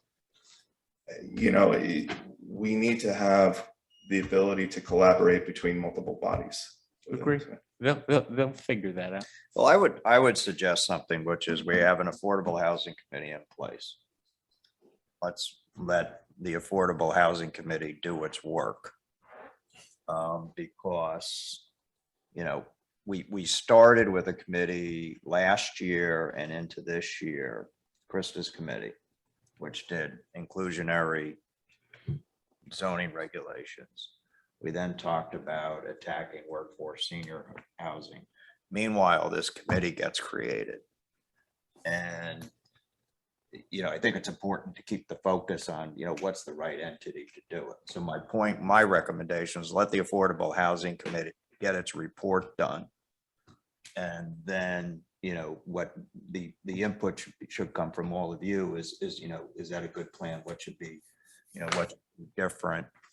And, and then if we all agree that there should be something that continues, my argument would consider that as the vessel. Now, what's the composition of the membership is a great question. Last night, the people who did comment, their point was their input included, it's the same old people in the same old committees. And my response to that was, you know what, if you're willing to roll up your sleeves and do the work, I'm more than happy to step down from that committee. I got plenty to keep me busy. So my point is we should open up the membership, to those. So, I agree it should be town groups, but, we got a mouthful. Now there's a specific reason why we're getting that mouthful, but we also got a mouthful for more general reasons. And one of the ideas was, towns run by a few people.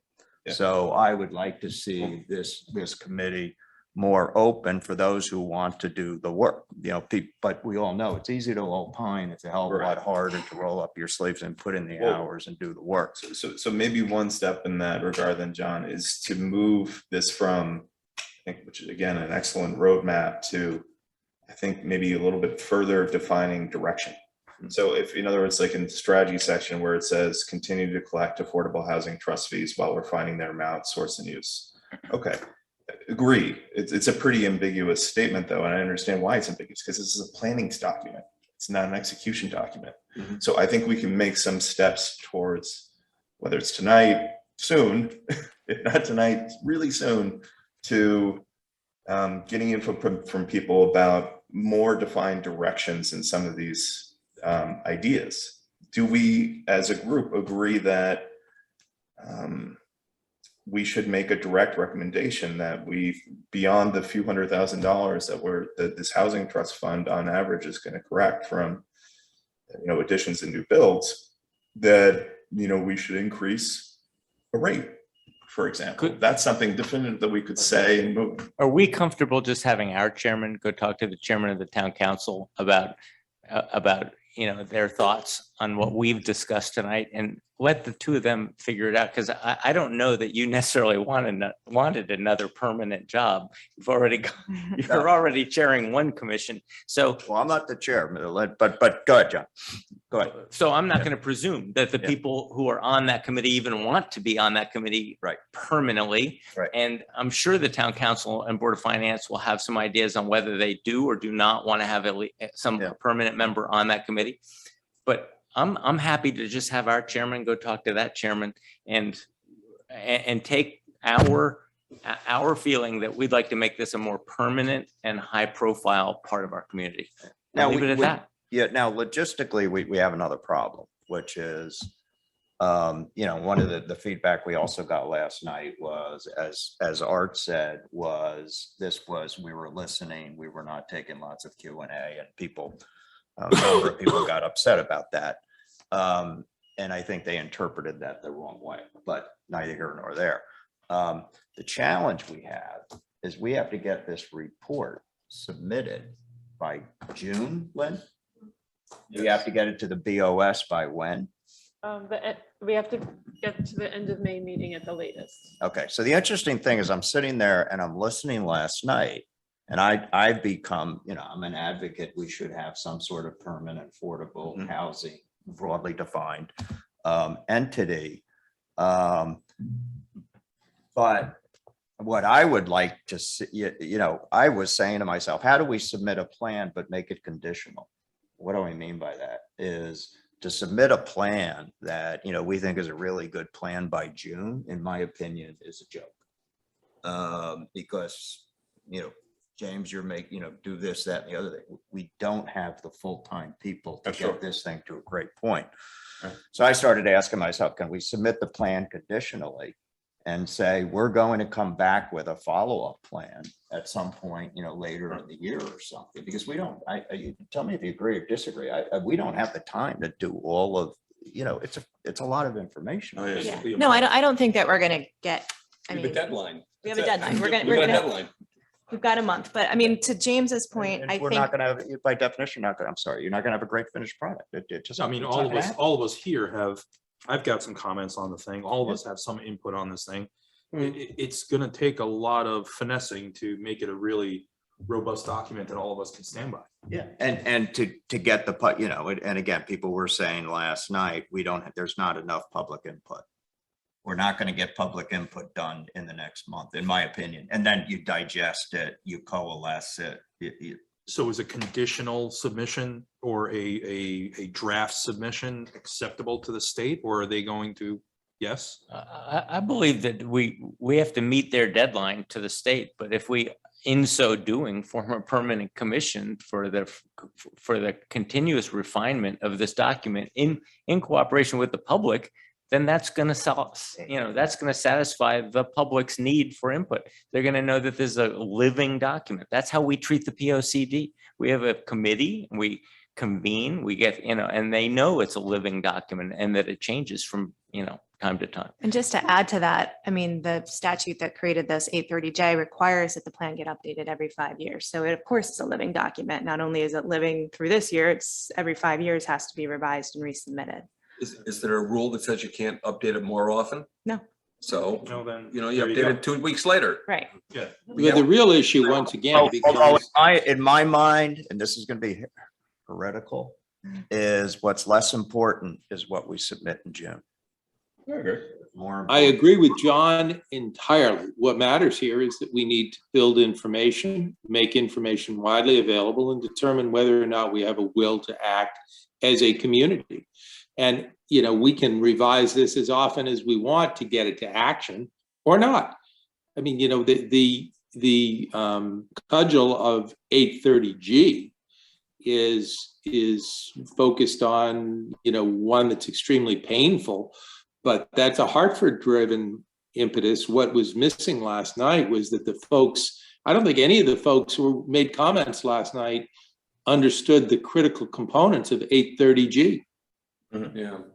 Yeah, that's a very important point, because I was sitting there and, you know, the right dialogue, and maybe some of the people who were giving input couldn't say, why didn't you do it last night? But the right you know, that was my big takeaway, is people do not understand numbers, the challenges, the process. And that's where education has to happen. I need to have an Art Casaban sit there, just like he did for us, you know, point system 001 or Scott Hobbs, you know.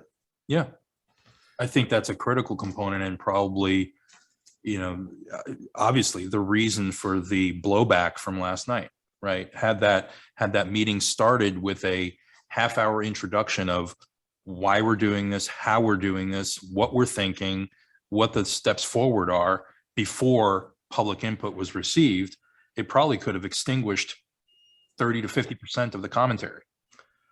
Publish a article in the Advertiser. This is how 830G works. I think we're spearheading this thing as a commission or as a subcommittee, or however you want to look at it. I think it's our responsibility to hold that type of a forum and inform the public. So I agree with you entirely. I felt like there's a huge amount of education missing last night, and I'd love to see that happen. I just wonder how much our hands are tied by pending applications that we have to hear, and whether we can do it now, even though it's wanted now and it's needed now, we may not The actually. state is requiring us to do it. So in order to satisfy the state's requirements, there's a process that we have to go to, and a responsibility to the town that we have to satisfy to make informed decisions and produce a comprehensive and considered document to the state. Without that, what do we? I just found, I think a lot of people find it hard to keep the two issues separate, the 830J plan and pending applications, because obviously there's overlap. Absolutely. And so to try to have a meeting about just one, you ultimately get the other one bleeding into it. Yeah. But I think also that any plan, there needs to be a certain amount of prioritization. It's like if you wake up one day and you're going to try to accomplish 15 things, you do nothing. Try to do 2 things, you get 2 things done. And so I think a certain amount of priority, there's only so much bandwidth the town and everyone else has, and only so much money. And it's, here are the things that we really, really, really need to do. Right. And not just more important, but it's also, I think, like a Gantt chart type of issue. In other words, if we're going to increase affordable and more diverse housing, we got to do these things first, and these things second, and these things third. There's an order to this to do it properly. Yeah, that was the comment I was going to make on James's comments earlier, that I think, you know, this does provide a roadmap. I would see any future committee that continues to work on it having to pick their top 3 or 5 things, and then really, because each one of the things listed on page 20, I mean, each one of those is a fair amount of work. You're not going to be able to do them all at the same time, so you're gonna have to choose. I think that there's a few things that are pretty clear, though. You know, I would venture to say that a great majority of their town bodies and our residents believe that local control is better in terms of the future development of our town. And to the extent that, you know, town bodies can have, and the New Canaan Housing Authority can have the funding to exert agency over future development for affordable housing, that is preferred. So I think that's one thing that's clear. Another thing that's very clear is that we're going to be working on a rolling moratorium. I mean, you were doing the modeling, you guys, on the likelihood of us ever reaching the 10% threshold for 830G. Not a tenable thing, unless we really, you know, kind of have extreme disruption. So I think we have to be thinking in terms of this strategy of a rolling 830G moratorium fulfillment. And I think the other thing that's pretty clear from everything we've discussed is that we should have an ongoing commission. The composition we can decide, but we should have an ongoing commission, because this is something that's top of mind and very important. And it's probably the most important thing that we can have a role in right now. You know, the other thing I'll say is you know, some of the discussions we have had as an affordable housing committee, we've had 4 Zoom calls. The conversation has, you know, we've talked about town financing. You know, you issue bonds, you buy properties. Yeah. There's a little disquiet about talking about specific properties. My view is we have to do it carefully, but we have to start doing it. That's my view. But you know, the good news is there's been some creative discussion already, and there's also been, you know, every time I listen to Art, I get depressed. But Thanks. you know, so, but my point simply is there's been a lot of good discussion already. And I think once we can get out from under this deliverable, the deliverable right now is a millstone around this subcommittee's neck. And I think once you can get out from under that thing, we probably could do some decent work. You're going to deliver that in June, not having clarified a whole lot of questions in that. We accept that. For example, when you guys said that there's going to be a private development component to this, you know, that begs the question, oh, does that mean that the housing authority isn't going to build all the affordable housing, you know, going forward? Yeah, that's what that means. We are going to have to figure out a way that makes use of our housing authority and private developers. Yes. We haven't quite figured out how that's going to look yet, but that's going to be part of the plan.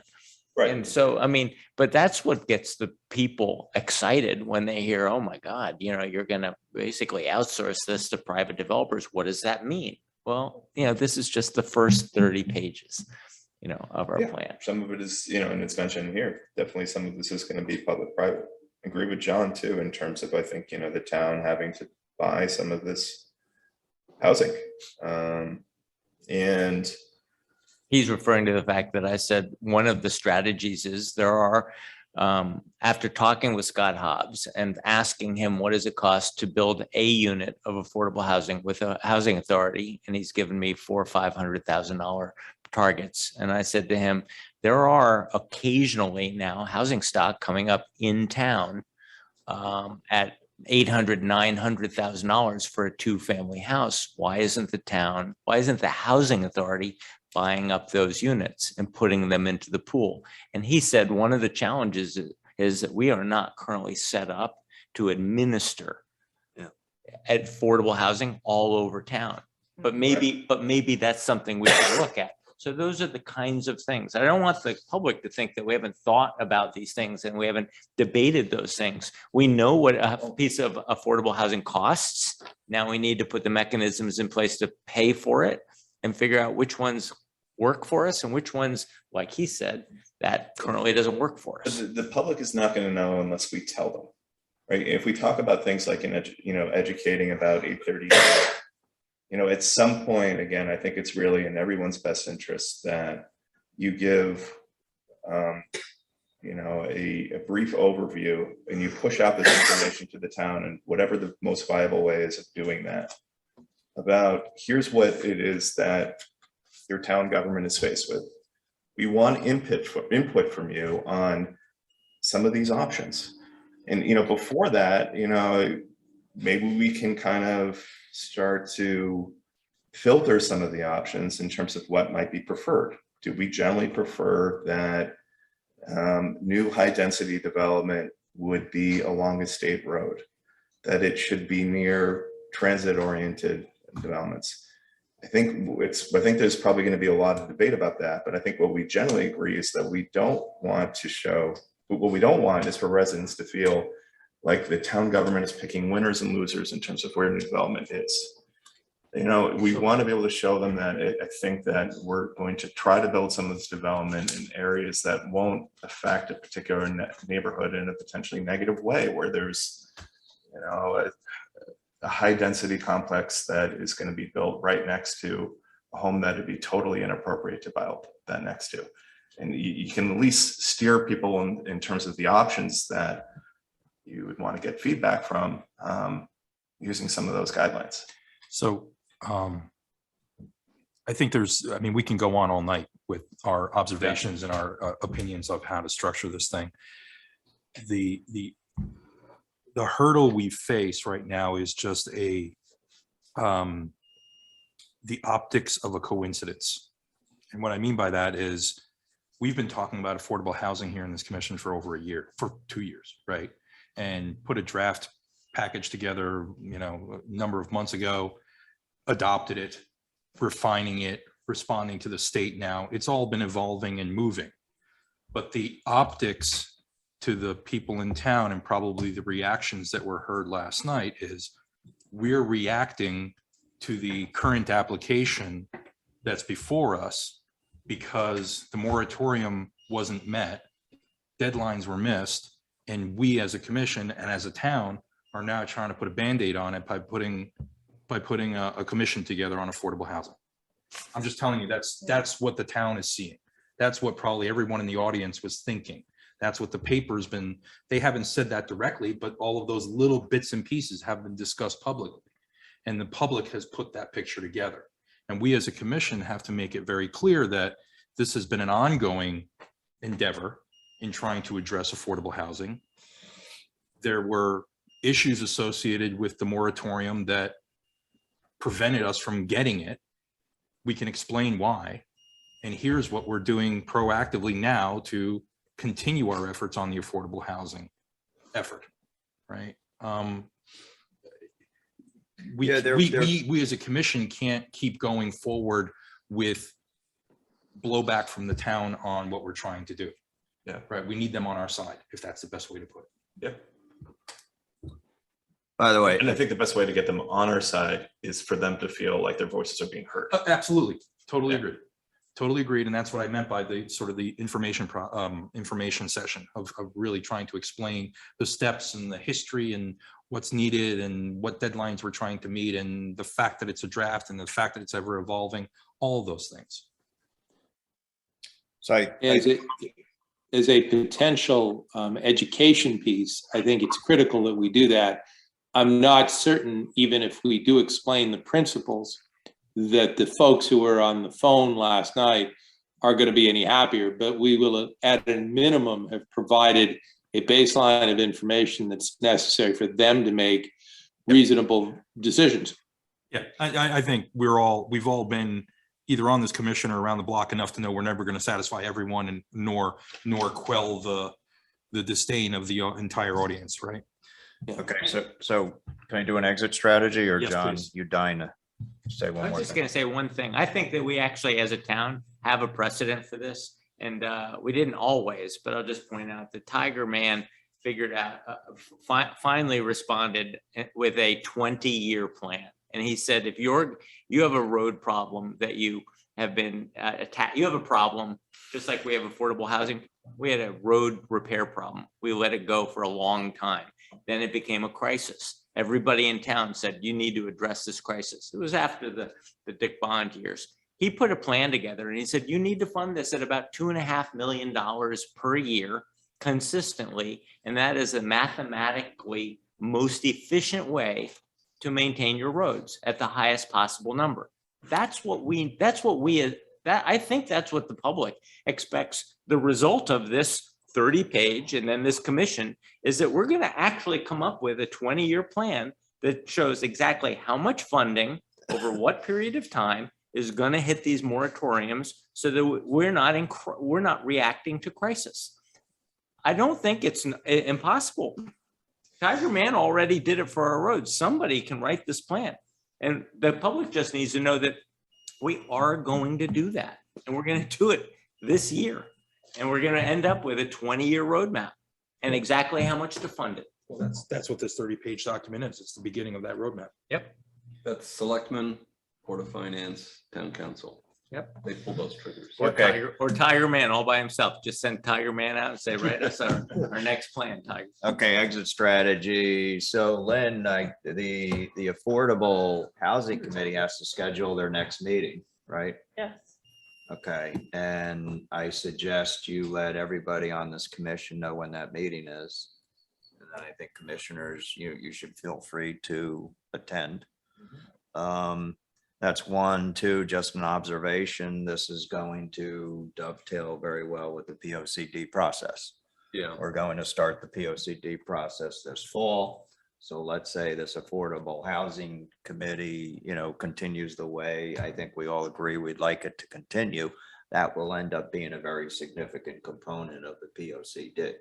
And for those of you who are not used to the POCD process, historically, you're trying to cover everything, but each POCD has a couple of critical themes.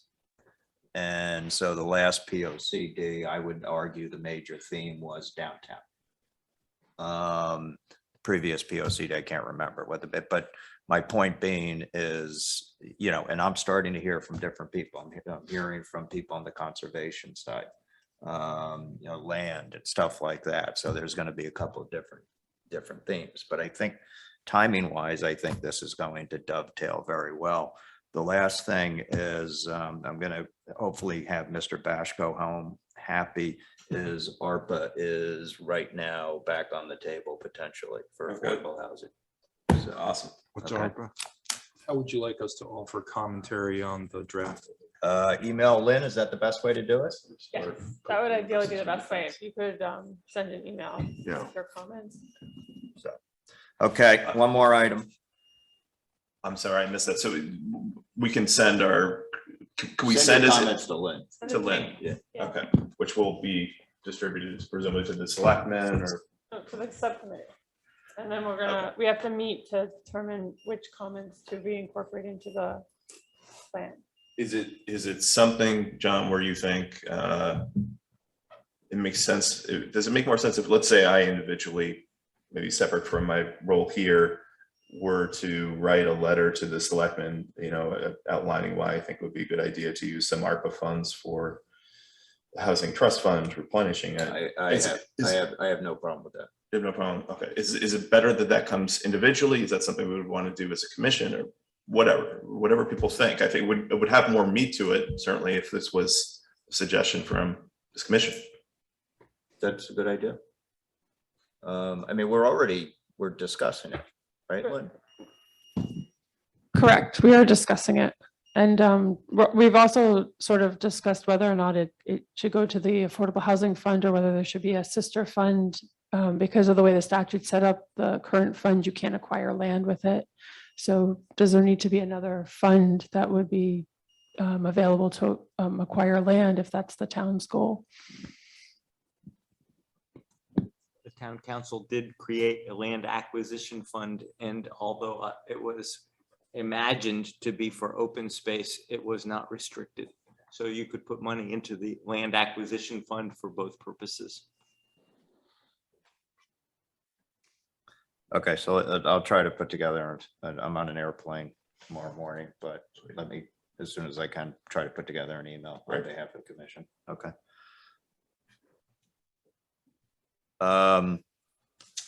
Okay, approval of the minutes. Any changes to the minutes? Everybody good? Okay, do I have a motion to approve? Motion to move. Okay. Dick, I saw John, Dick Ward moved, John Engel seconded. John Goodwin, I vote yes. Ken Turner? John, I was not at the meeting and I didn't see the tape. Okay, Kent abstains. Dick Ward? Approved. Dan Radvin? Approved. John Chris? Approved. Claire Tiscornia? Approved. Krista Nielsen? Approved. Arthur Cassavant? Approved. John Engel? Approved. Okay, good to go. Everybody have a nice night. So what